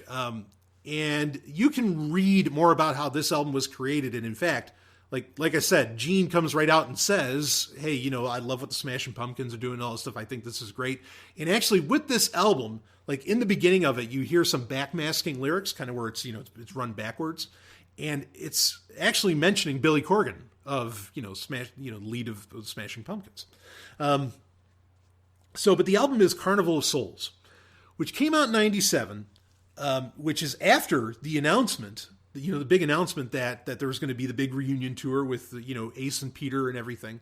And this is after, the whole Kiss MTV Unplugged event happened, where they did actually come back for a bit. This album was going to be the sequel to Revenge. It's going to be Bruce Kulick, who would actually get the chance to sing on this album, and Eric Singer, and Paul and Gene. This is a dark and heavy album. Definitely the heaviest album that Kiss would ever release, and I think it's not unfair to say it's the darkest. Maybe only matched by Creatures of the Night, because Creatures of the Night was a very dark album. There wasn't anything like terribly necessarily fun or sexy on it, right? As to where Revenge could be considered dark, but it had a lot of fun and a lot of sex in it. No real sex in this one, and no fun, like none. But there's good songs on here. In fact, some of them would only get released later on the 2001 box set. But you had, you had Jungle, which was a good song. Hate was a good song. There's two, the whole album. I mean, it's so different for Kiss to do, and it's so intense. I really like it. Then there's, of course, there's the song Childhood's End, which was the only thing that was remotely like a hit off of it. But yeah, good stuff. 3, 4, 5 songs on there that I think are really good, especially Jungle. And I really dig Hate. And Childhood's End is good. Just very different. But I rank it really high because I think it is such a unique outing for them that it holds a special place. So I really dig it. Was that number 9 or 10? Let's see. Okay, we got 1. We got Asylum, Revenge, Alive 3. Look it up at number 4. Crazy Nights number 5. Creatures of the Night number 6. Hot in the Shade number 7. Animalize number 8. Carnival of Souls number 9. So number 10. Okay, this is pretty good. This is a good listing for number 10. Number 10 would actually be the first greatest hits album that's going to take on this list, which is Smashes, Thrashes, and Hits. An awesome greatest hits album. Has its own, has 2 new songs on it, that being Let's Put the X in Sex and You Make Me Rock Hard. Both pure cheese, very sexy, just coming off of Crazy Nights. And there's still some of the synthesizer kind of involved, especially with Let's Put the X in Sex. But those 2 songs, Rock Hard and Let's Put the X in Sex, 2 of the greatest Kiss songs of all time. So it has to sit on here. Also, the other thing I like about it is that they play a lot of Kiss classics, in it, like even a couple songs from the 70s and whatever. But it's being done with with Eric Carr and Bruce Kulick. So you get a very good technical playing of some of these songs. In fact, it also has one of those other rare Eric Carr cuts where it has Eric Carr performing Beth on it, and Eric Carr is a great singer. And you can see that too, because like Eric Carr also he had his solo stuff for like Rockology and all that were really good. Even though they're kind of more demos now than anything else. But it's worth it for that. The version of Love Gun, of the song Love Gun on there, is awesome. But yeah, it's kind of the 80s greatest hits album, with studio tracks, but it's a great compilation. And the song Let's Put, for Eric Carr's version of Beth, and for the the 80s band, for that great lineup performing Love Gun and Let's Put the X in Sex and You Make Me Rock Hard, it's an awesome collection of songs that's really, really worth your time. So I put that at number 10 easy. There's a lot to love on it. All the tracks on it are top notch. You get Tears Are Falling. There's a lot of 80s songs that were missing off of it, that it makes you want to go back to the catalog, but it's a great introduction to Kiss at that time. And it has songs on there that are just absolutely required, Kiss listening, in my opinion. So great little album there. So, all right, we're out of the top 10. So now we should be able to blaze through these pretty good. Starting out of the top 10, this will actually be the first album from the 70s era. Of course, what one would argue the most popular era of Kiss. And this album, this is the one that I think of all the albums, except for maybe Destroyer. And of course, this is, in many ways the sequel to Destroyer. This is the album that you listen to it today and it still sounds really good. Like it still holds up like, yeah, that could have come out yesterday, something like that, especially when you remaster it a bit. And this album has had, what did it have? Like a 30th anniversary, like 2-disc re-release and remastering and everything. Not like Destroyer, where Destroyer actually got like a reimagining, more so than just a remastering on its, its 40th anniversary or whatever. This one was a little bit different, and I kind of hope they never do what they did with Destroyer for this, because again, it's an album that sounds so good. That being 1977's Love Gun.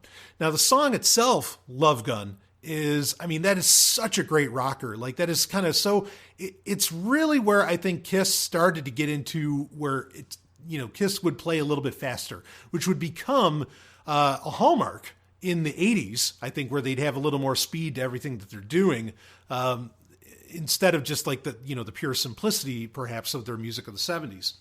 So, and Love Gun, that was the other thing too, is Love Gun had a kind of some good complex riffs to it. I mean, just a very unique Kiss album. Like I said, and it does really hold up very well. In fact, for a lot, there aren't many of us, but for the fans that, a lot of fans that I've talked to that actually enjoy the non-makeup, or the no makeup era of Kiss, Love Gun, the song alone is usually the song that they actually love from the 70s, because it sounds similar. Like it has that feel. So you kind of got the hint of what was to come of Kiss, when you listen to Love Gun. So not surprising, I guess, for me that it's, what adds up to being, it's number 11 on this list, but it adds up being my top album, for that era, for the makeup era or the original makeup era of Kiss.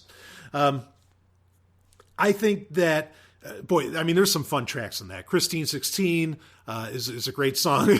Then the last track on it, Then She Kissed Me, which is, of course, is a kind of a remake of Then He Kissed Me, kind of the classic song from the 50s or whatever. But Paul Stanley doing Then She Kissed Me, I love that fucking track. One of my favorite Kiss songs of all time. So much fun. In fact, I remember the first time the lovely and hyper-intelligent Dr. Stephanie Murphy kissed me. You better believe that song was running through my head, and I was playing it all the way home, baby. That was so fun. Just so cool. 1977's Love Gun. Just a ton of great songs on there. But of course, is Dr. Love's on Rock and Roll Over or whatever. Anyway, Love Gun, lots of fun. Just a great album. Could easily sit in the in the top 10 for me, but it's at number 11. I really enjoy it. The next one is actually, the next album on the list is 1998. Let's forward almost over 20 years, is 1998's Psycho Circus, which was the album when, kind of when they came back with the makeup. This was the reunion album in many ways, or studio album anyway. It wasn't the reunion live album. That honor would go to Kiss MTV Unplugged or Kiss Unplugged. Psycho Circus is an awesome album. It was a great comeback album. Not that for me, they never had to come back. But I think for a lot of people, it doesn't sound... Now, a lot of people were very critical in 98 when this came out because they said, well, it doesn't sound like the 70s. Well, it's not the 70s anymore. Like Kiss wasn't going to sound like that. And I love it too when new albums come out. Like say when Stan Bush comes out with a new album and it sounds like 1986 all over again. Believe me, I love it when that happens. Okay. But most of the time that's not going to happen. Ace had changed, Peter had changed, Paul and Gene had been, they'd still been doing Kiss. They still had a lot of sounds. They were coming off of doing Carnival of Souls, which was kind of a darker album and everything. So Yeah, Psycho Circus doesn't sound like the 70s, but what it does sound like, I think it sounds fucking great. And like, it's almost track for track. The only, it's not a weak track, but probably my least favorite on there would probably be Into the Void, Ace Frehley's song on there. And that's not a knock on Ace Frehley, because if you get like one of the tour editions or one of the fan editions, which there's like a 4-disc fan edition of this album that's so good. There's what was it, In Your Face by Ace? I love that song. Just about any other edition other than the American edition that you get of Psycho Circus has Ace Frehley's In Your Face on it. And I think it's a great song. So it's not like I hate Ace's songs by no means. I mean, off of Love Gun, what did you have? Shock Me? I think that song's badass. I really don't have a problem with Ace. But Psycho Circus, Raise Your Glasses, We Are One, Within's probably my favorite song off there, which is a Gene Simmons-led song. The actual title track, Psycho Circus, which is now a hit. Like, that's a song now that makes it regularly on set lists, because, everybody really started to get into that song. There's tons. Pledge Allegiance to the State of Rock and Roll, Journey, Dreamin's an awesome song off of there. That's kind of like a darker song from Paul on that album. There's a ton of great songs on this album. It's really, really good. I keep forgetting if I Finally Found My Way to You. I don't think that was on there. I think that song was actually on the soundtrack for Detroit Rock City, which also came out, which was a movie that I loved. I actually enjoyed the movie Detroit Rock City by Kiss, which is about like, 4 Kiss fans and doing their thing. I mean, lots of fun. But I Finally Found My Way to You, or no, maybe I Finally Found My Way to You is on Psycho Circus. Anyway, that's a Peter Criss ballad. Yeah, it is what it is. For Peter Criss, it's cool. So yeah, Psycho Circus, number 12, easy. I mean, it's a good song. It's a good album. I listen to it all the time. The 4-disc fan edition, I love that. I listen to that nonstop. A lot of good heavy rockers. Within is really good. We Are One, very cheesy song, but I enjoy the hell out of it. Raise Your Glasses, You Wanted the Best, great song. I mean, they're all kind of anthems celebrating Kiss, but that's okay. When you're a Kiss fan, that's fine. It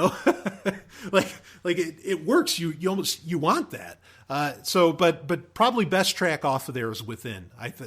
With Gene Simmons. It's a good heavy, very heavy song actually. Not as dark necessarily as Carnival of Souls, but very heavy, and I really like it. So yeah, Psycho Circus number 12, Destroyer number 13. This is obvious. I mean, it's the album that, other than Alive, that one could say made Kiss what they are. Spirit of 76, the whole thing, right?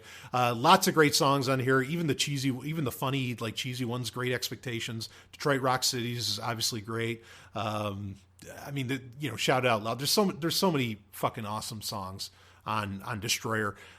They recently did, again, it wasn't a remastered, it was like a reimagining of it a couple of years ago, and I don't know, it didn't really do anything for me. But I mean, King of the Nighttime World, I mean, there's so many goddamn good songs on Destroyer, and Detroit Rock City is an anthem for a reason. I mean, it's just got that awesome, I mean, you're just ready to go once you start hearing that. So love Destroyer, number 13. Number 14, Dynasty.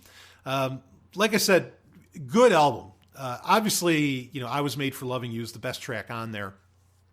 But very divisive album because it's so disco. Not a lot of people dug it, but I thought it was good. Now, number 15, going into that, now we're going to break into the 78 solo albums, which I'll rank them. It really doesn't hurt if they were all one album in a way. In fact, it might have done them some service, but these are unique because a lot of bands, like, the Rolling Stones, Mick Jagger would go off and kind of do his own albums and everything, but they'd really be completely separate events. As to where these 4 solo albums, each member of Kiss, Ace Frehley, Peter Criss, Paul Stanley, and Gene Simmons, did their own album with their own little band even. It's not like everybody was playing for each other's, solo album, but they were planned. Like, they were set up as a Kiss release. So they're really Kiss albums, even though they're technically solo albums, and they're not exactly Kiss just because not everybody was playing for everybody else, other person's albums, right? The most popular is Ace Frehley's. That is not my favorite one. So, number 15 here, I'm going to put Paul Stanley's. that opener on Paul Stanley's Kiss album, Tonight You Belong to Me, amazing. Now, Paul Stanley's was also the one that sounds the most like Kiss, not shocking, considering that Paul Stanley, especially getting in at this time, was starting to become kind of like we mentioned with the 80s, where he started to become the main creative force behind Kiss. So it's not too shocking, like that things that he would sound the most like Kiss in it. But yeah, Paul Stanley, I mean, right from that opener, Tonight You Belong to Me is such a great song. Not really a ballad, but just like an epic, kind of strangely sexy song. I don't know. It's really good. After that, number 16, I would put Gene Simmons, the 1978 album, solo album, which, opens up with Radioactive, which is a very fun song. I mean, there's a lot of cool songs on that. And then number 17, then I put Ace Frehley. So as far as out of the solo albums, Aces would be number 3 on my list. Obviously, Peter Criss would be number 4. Peter Criss is not the next album in this list. But Aces, when he did that cover back in the New York Groove, fucking awesome. Rip It Up. I mean, like, there's so many good songs on Aces. He did a great job. I mean, there's a reason he had a mild success as a solo artist, because he has that talent. He just has that wacky ass talent, and you get a lot of that flavor on. And it was like, out of the solo albums, it was the one that just sold gangbusters, because people couldn't believe, wow, this is amazing. And I get it. I really like it. I just like Paul and Gene's styling a lot more, so they don't rank as high, or so Aces doesn't rank as high for me. But I totally understand that it's an awesome album. Like I have no problem admitting that whatsoever. So yeah, coming in at number 17, Ace Frehley, and again, New York Groove, fucking awesome song. Me being a little Jewish boy from New York, how could I not dig that either? But anyway, coming in at number 18, we have Kiss Unplugged, which is, it's a live album. It was, recording from the MTV event that happened in 1996, which precipitated the reunion of, the original 4 band members of Kiss: Peter Criss, Ace Frehley, Paul Stanley, and Gene Simmons. And it's a fun, it's totally acoustic, but it's a fun album. And there's a couple tracks where you actually have, Eric Singer and Bruce Kulick are playing on it as well. So you get like a 6-person Kiss band, and that's amazing. Of course, Eric Carr had died by this point, long before. And I think it was, in fact, honestly, without Eric Carr dying, I wonder how long it would have been before the reunion happened. This is an outcropping of that. But it opens up with Coming Home Again. I mean, like Plaster Caster, all those songs. Amazingly, a lot of the simpler 70s Kiss songs that were the highlight of Kiss Unplugged. They're such simple songs that when you take them to acoustic, it works really well. So it was a perfect opportunity to start up the reunion, with Ace and Peter and everything. Not that I even, myself, I didn't even want the reunion to happen. I mean, I'm glad Psycho Circus is an album that exists and it's out there. I didn't really care. Like, no, keep me with Eric Singer and Bruce Kulick, like, because you guys are doing awesome stuff. You're doing Carnival of Souls. You're doing Revenge. Your 80s music's fucking amazing. I mean, like, you're reaching new heights with Kiss here. And then they totally go backwards. But admittedly, it's a great sounding album. It's a lot of fun. It's very enjoyable. So Kiss Unplugged sits at number 18. Then we'll round, 19, Kiss Symphony, a live 4. This was really cool. In fact, there's a double DVD set of this.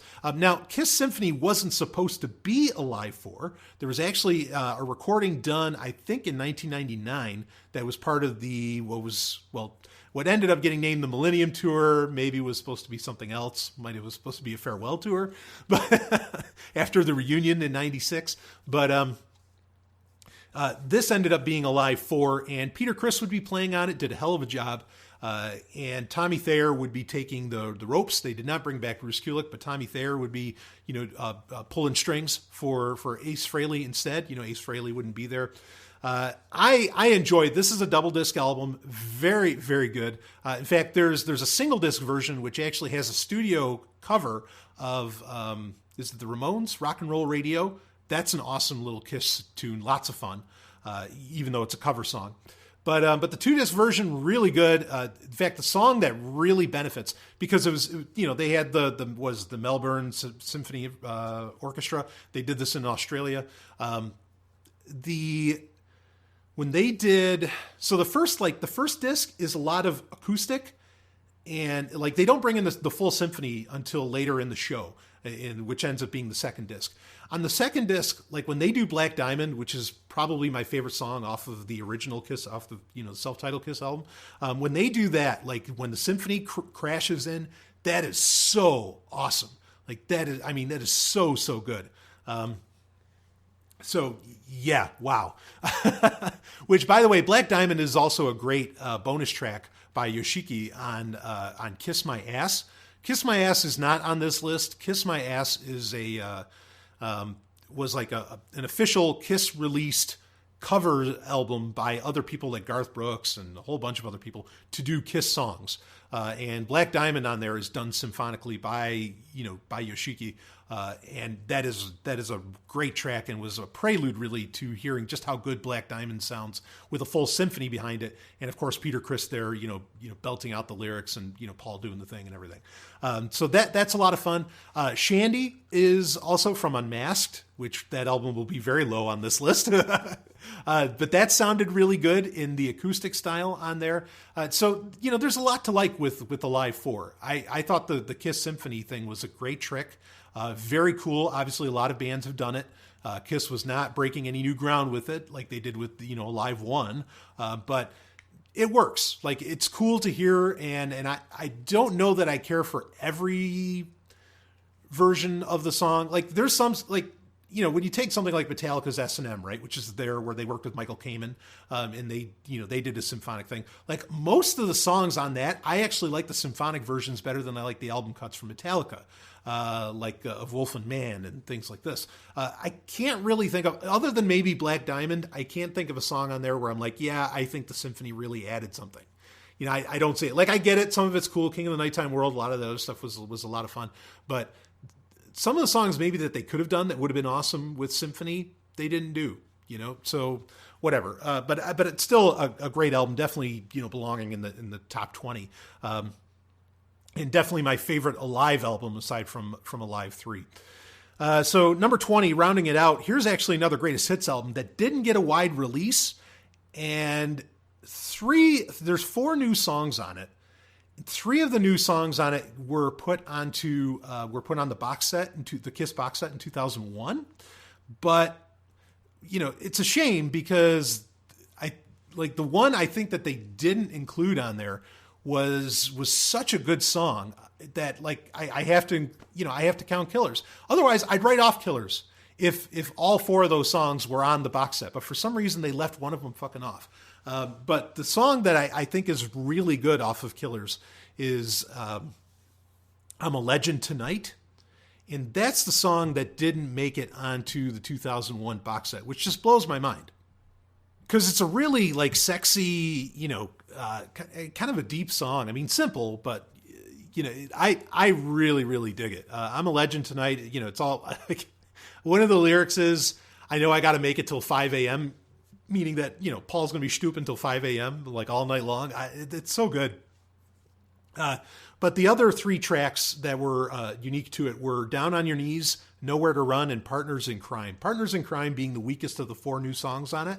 But those all, I believe, if I remember correctly, were all on the box set. But I'm a Legend Tonight, that's so good. Why not include that? Whatever. Oh yeah, so funny lyric with I'm a Legend Tonight. So it says,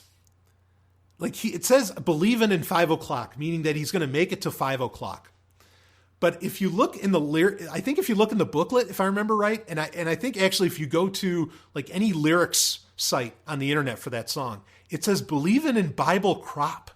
And it's what the fuck? What are you talking about? Believing in Bible crop. Weird ass shit. So I don't get it. I don't understand at all what they're going there. But Killers, those 4 tracks are great 4 tracks. Partners in Crime is kind of weak, but Nowhere to Run is really good. And Down on Your Knees is also a really fun song too. So now getting into number 21, this would be 2009's Sonic Boom, which had this is a fun. This is a cool album. I mean, and kind of coming back, of course, the lineup now, this is kind of the 3rd or 4th lineup, depending on how you want to count them, where it's Gene Simmons, Paul Stanley, Tommy Thayer, and Eric Singer, and of course, they're all wearing the makeup. Sonic Boom had some, it was unique in that I think it was only being sold at like Walmart. Like that was literally the only place you could buy this album back in 2009. But it went gold. I mean, that's something. Like this is kind of a return of Kiss in a very real sense. And depending, in the Walmart version, when you bought it, you got a DVD of a Buenos Aires live show from 2009. And then also you got a bonus disc, which was actually the release of Kiss Classics, and that's Classics with a K, where they redid a bunch of songs, with the modern band, which I think is a cool release. Like that alone gives the album a lot of credit, just because you could buy this album if you wanted, and it is a very complete Kiss collection. Even though the sound, the songs today re-recorded don't sound as hot as they did, back when they were originally recorded. But you get a lot of good stuff on that. I mean, on the bonus CD, not even talking about the original music from Sonic Boom, but on the bonus CD, you got Deuce, Detroit Rock City, Shout It Out Loud, Hotter Than Hell, Callin' Dr. Love, Love Gun, I Was Made for Lovin' You, Heavens, which is a great rocking version of it without the disco stuff, by the way. Heaven's on Fire, Lick It Up, I Love It Loud, Forever, Christine 16, Do You Love Me, Black Diamond, Rock and Roll All Night. I mean, you've got a great selection of real, Kiss classics on there. And then you have disc 1, which is, an awesome album. In fact, honestly, like part of me wants to rank it significantly higher. Like Modern Day Delilah was a great song. Russian Roulette's really good. Never Enough is really good. I mean, like there's a lot of good songs on this. A very enjoyable album, a very listenable album, in my opinion. They came out in 2009, and this is kind of the return of Kiss. And I mean, at the time, Paul Stanley's kind of rhetoric was like, oh yeah, we're still killing it. We're in our 60s. Who gives a shit? But we can still come out with tons of albums. And that leads us to I guess this would be number 22, which was the follow-up that came in 2012, which was Monster. Another very good album, in my opinion. Hell or Hallelujah was really good. Back to the Stone Age was lots of fun. The Devil Is Me, I thought was an awesome Gene Simmons song. So another one where there's good shit involved. And I know a lot of people sadly write these 2 albums off because they don't like the fact that they gave Tommy Thayer and Eric Singer, Ace and Peter's makeup. I just don't agree. They're good albums. Like, they're really good albums. I mean, they're not the greatest albums. That's why they're not in the top 20. But they're very, very good albums. I enjoy the hell out of them. And here's some. Now, the next picks people are going to be shocked by because these are all from like the 70s. But look, it's where I ranked them, folks. Next one being Rock and Roll Over from 1976. Of course, Mr. Speed, great song on there. Rock and Roll Over is a fine album. Follow up to Destroyer. It speaks for itself. A very, very good album. Alive 2, now that ranks in, I guess this would be number 24. Yeah, I mean, All American Man, some of those songs, like the studio tracks on that are fantastic. The live portions, I don't know, don't do it for me compared to Alive 3, which is probably why it ranks so low. But the studio tracks on it are some of the best Kiss songs ever done. They're very, very good. I mean, Alive 2 definitely deserves, I'm going to do the ranking of the live albums here in a minute. But Alive 2, very good. The self-titled album is next at number 25, which would be Kiss, self-titled, duh. These songs are, they're fantastic. Strutter, Deuce. A lot of this stuff, Black Diamond, of course, that I talked about. A lot of these songs still hold up very well today. An excellent album. Hotter Than Hell.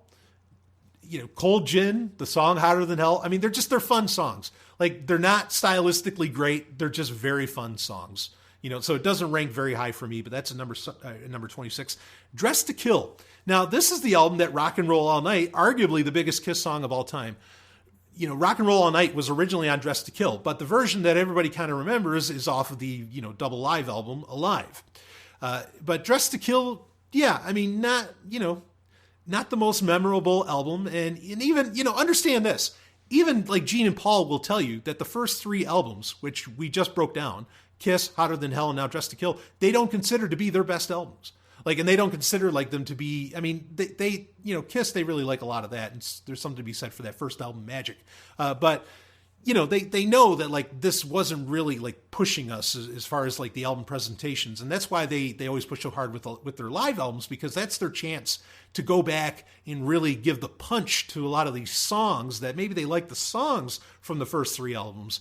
But it gives the punch that they deserve, and that extra kick. And I agree. I respect their opinion on that, and I think it's absolutely true. So then coming in next is Double Platinum. Would this be 26? I've already lost count. But Double Platinum from 1978. Now, Double Platinum is a greatest hits album. Definitely, if you just love 70s Kiss, this is the only album you need, because there's a lot of tracks on this. Nothing really new. There's there's Strutter 78, which is kind of a disco version of Strutter, which is kind of cool, which the album opens up with.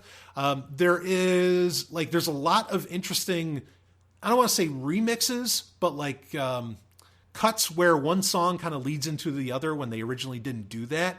That is really, that's really kind of cool. So it deserves a place in ranking of albums because of how it presents a lot of that. For some reason, I just feel like 100,000 Years sounds so good on that song. It sounds just fantastic on Double Platinum. So that's a great one. The next one, another talk about divisive. Music from the Elder. Now, I actually don't hate this album. It's a concept album. It's this whole story. I really like it. I like the song I Believe in Me. I think that's a fun song. I think World Without Heroes is a great song. In fact, one of the reasons I love the Unplugged, Kiss Unplugged, is because they do World Without Heroes, and you really get just how powerful a song that is. Now, a lot of people remember it for the music video because in it, Gene is crying, wearing full makeup, and he does that one tear thing, and everybody's like, "Oh my God, this is too much." Holy Satan, please stop. And right, but no, I like it. I think there's a lot to love about this album. It's different. The band has felt differently about it at different times, but I dig it. I don't think it's the worst thing they've ever done by a long shot. And I think it's very unique, and I kind of dig the storytelling. I like that Gene was getting into that. Gene and Paul, were getting let's tell a whole story here, kind of do what Styx is doing or something. I like it. I think the song, again, World Without Heroes and both very good songs.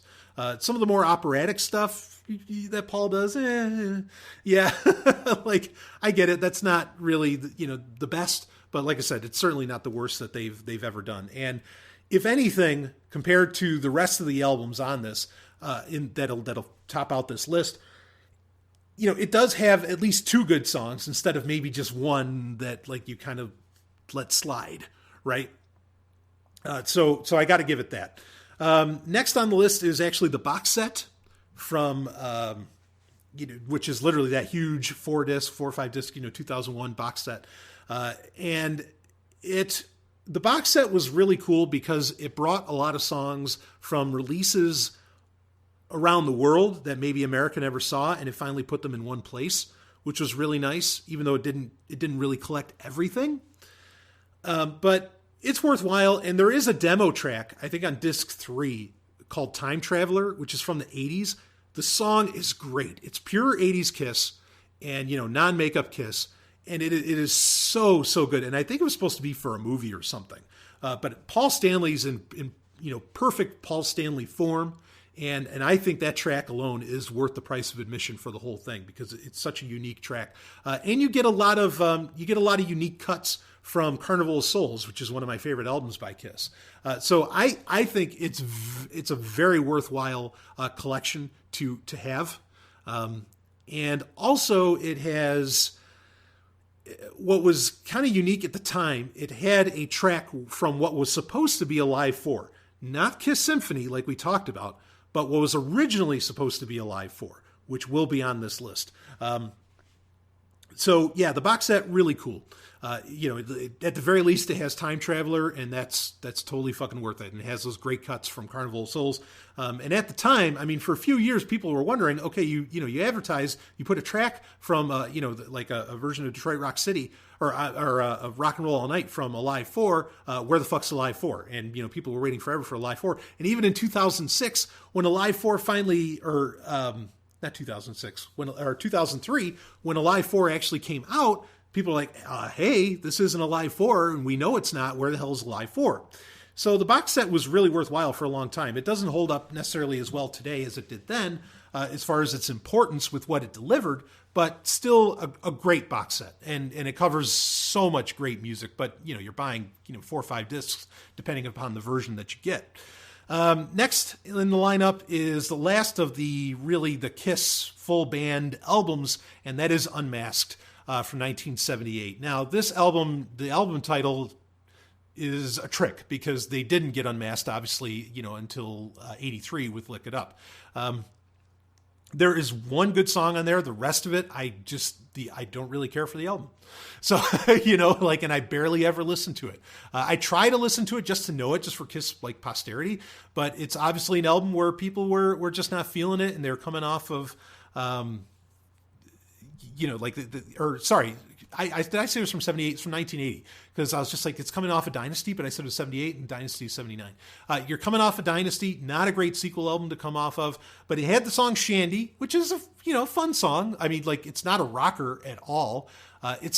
Shandy sounded really good on what ended up becoming Kiss Symphony Alive 4, where they did kind of the acoustic cuts in the beginning. But Shandy, it's a song you can listen to. So it ranks very low for me. That's maybe a couple other songs that are really listenable, but I don't know. It just doesn't do anything for me. But it is admittedly more listenable than Peter Criss's 1978 solo album, which is the next one on our list.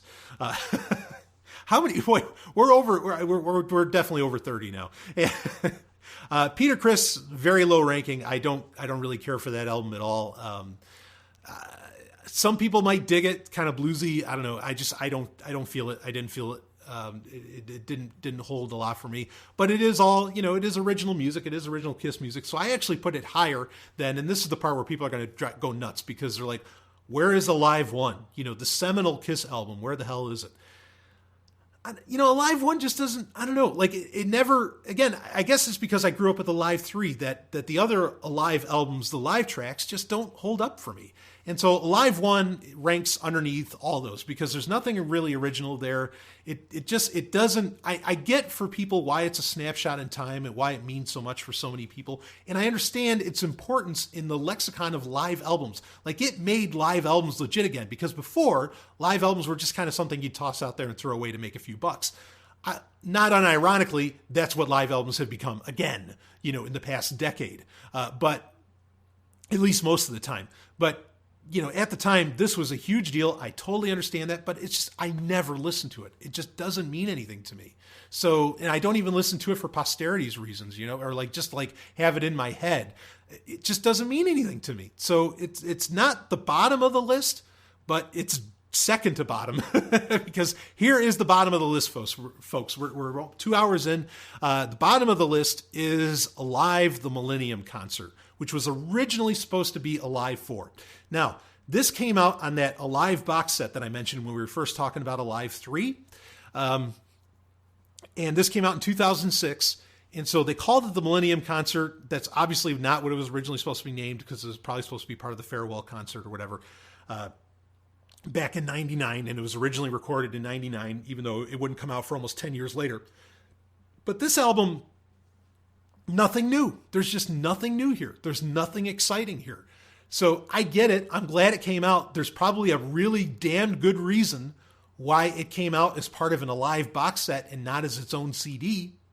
I mean, maybe in some territories it came out as its own CD, but largely in America, that's how it was released.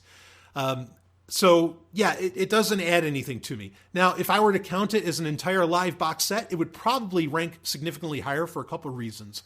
One of them is that the version of Alive 3 on the Alive box set that the Millennium Concert was a part of has Take It Off, which was never released in America before then. It was only on the Japanese edition. But then the problem with the Alive box set is that you lose the studio tracks that make Alive 2 so great. So, like, why Alive 2 gets such high ranking is because the studio tracks are so good on that. So, like, it has its problems. So the Millennium Concert, another one, I never listened to it. Like, I've listened to it 2-3 times over the years, but, you know, there's just nothing that exciting there. And the track listing is not very exciting at all. It just doesn't do anything for me. So, you know, that said, I mean, listening to a Kiss live album is generally better than listening to anybody else's live album, except for maybe UFO or something. But, you know, it just, they rank low, but they're important because live albums are so key to Kiss's existence. And that's why I included them in the breakdown. Real quick, we're going to go from number 1 and we'll go all the way down into the 30s here. And then I'm going to, you know, do another couple of quick picks and then we'll wrap this baby up. This is one of the longest Patreon episodes I've ever done. Okay, here we go. So number 1, Asylum, and I'm not going to keep numbering them. Fine, I'll number them. Number 1, Asylum. Number 2, Revenge. Number 3, Alive 3. Number 4, Lick It Up. Number 5, Crazy Nights. Number 6, Creatures of the Night. Number 7, Hot in the Shade. Number 8, Animalize. Number 9, Carnival of Souls. Number 10, Smashes, Thrashes, and Hits. Woo! Number 11, Love Gun. Number 12, Psycho Circus. Number 13, Destroyer. Number 14, Dynasty. Number 15, Paul Stanley. Number 16, Gene Simmons. Number 17, Ace Frehley. Number 18, Kiss Unplugged. Number 19, Kiss Symphony Alive 4. Number 20, Killers. Number 21, Sonic Boom. Number 22, Monster. Number 23, Rock and Roll Over. 24, Alive 2. 25, Kiss, the self-titled album. 26, Hotter Than Hell. 27, Dress to Kill. 28, Double Platinum. 29, Music from the Elder. Number 30, the box set, the Kiss box set. 31, Unmasked. 32, Peter Criss solo album. 33 is Alive 1. And then 34 is Alive, the Millennium Concert. Number 35, well, some of those are going to shift to 35, or one of them is going to shift to 35, because there's probably going to be another Kiss album, even though it might not feature Paul Stanley and Gene Simmons in the future. So there you go. There's the breakdown. 34 Kiss albums. You know, I have got them all ranked, and I'll put all that in the show notes.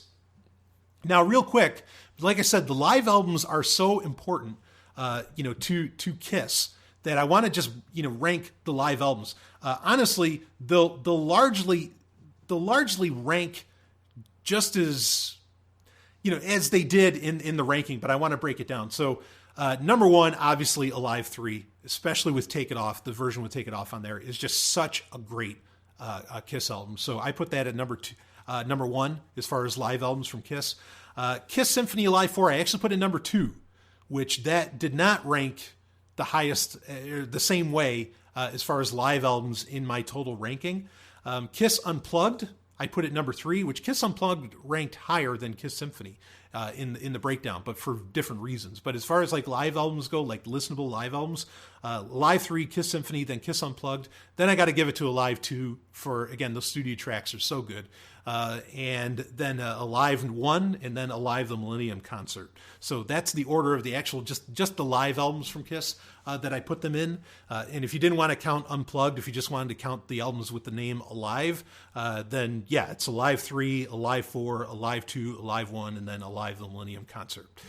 Now, as far as like best greatest hits album that you can buy, you know, for them, like best greatest hits studio album instead of, you know, like a live album or something like that, best compilation that you could purchase. If you're not getting the box set, and even the box set I don't think delivers as well as it could, Smashes, Thrashes, and Hits. The 1988 Smashes, Thrashes, and Hits. If you had to put one Kiss album, you know, in your collection, that's the one that I would pop in there. Or like one greatest hits album, that's the one that I would go with.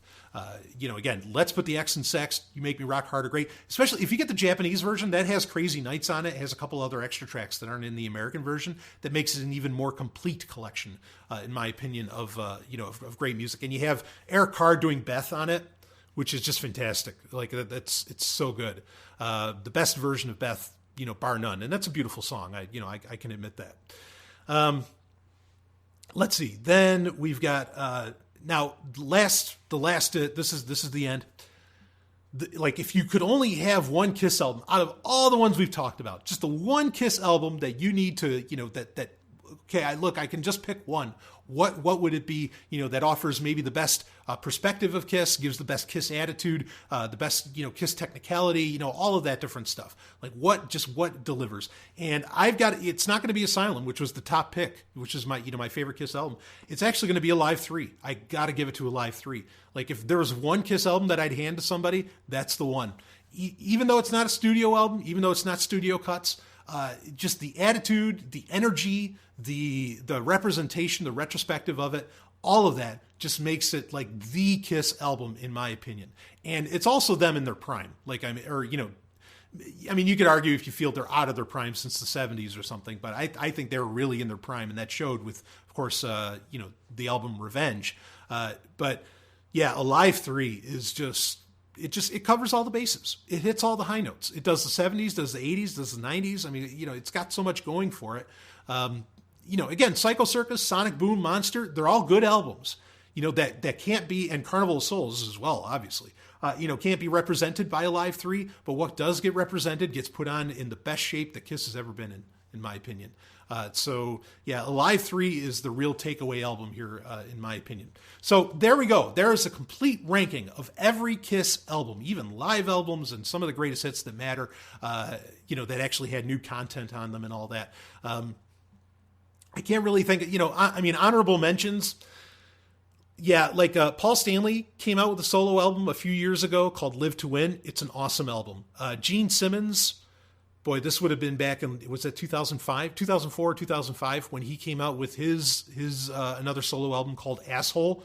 Amazing album. There's a song he did on there with Zappa, like with Frank Zappa, but of course, it was done through computers because Frank Zappa was has sadly left us long ago. And the song's Black Tongue. It's really good. And he did Firestarter from Prodigy. I mean, it's so good. So there's a lot of like extraneous Kiss related material, that's out there that I didn't cover in this. Bruce Kulick has done solo albums. He did BK3, which was really good. And Eric Carr had Rockology, which there's some fun songs on Rockology. I really dig that. And Kulick's done other stuff too. He did Audio Dog, Transformer. He's had a few solo albums. Eric Singer had the Eric Singer Project, and of course Eric Singer now, that guy's amazing. To play with Alice Cooper and Kiss and whoever needs him at the time. It's just incredible. So there's a lot of extraneous stuff to look at too. But that's the legendary nature of Kiss. And some of Ace's albums are really good. I gotta hand it to him. Some of his shit is like Rock Soldiers is so good. That's such a great song. But anyway, yeah, Kiss. My favorite band of all time, bar none. I guarantee that'll never change, because who else could replicate this kind of history? Who could replicate like this catalog? Nobody. You can't do it anymore. And there's a lot of conversation to be had about why that is, because that might be a product of the times. But hot damn. This is just, it's so good. They're so amazing. I look forward, like I said, I do look forward to, I don't look forward to it. I wish Kiss and Gene would drink the fountain of youth and live forever. But, Paul and Gene, did I say Kiss and Gene? I wish Paul and Gene, would do that, but they're not going to. So I look forward to the day when, Kiss continues, but it's all new people. That's totally fine with me. I'm really okay with that. I don't know who it's going to be, but I'm sure it's going to be the right people, because obviously, just looking at this list and what we talked about, Paul and Gene are tremendous business people and people that have taste. So I think they can deliver on it. So Kiss has got a bright future ahead of it, but I enjoyed going down memory lane and looking at their past with this, and I hope you enjoyed it too. And I appreciate the patron that asked the question about it, and I hope you all enjoyed the little Patreon bonus content. So, that's it for me. New Sovereign Tech, of course, will be out this week. We'll have a good time with that, and lots, of course. If you're a new patron, there's tons of content to go back. There's hundreds of hours of content to listen back to, and you can flip through it all. And thank you all to all of you for being a Sovereign Tech patron and helping this all go round and round. So there it is. Enough of that. I'll see you on the other side.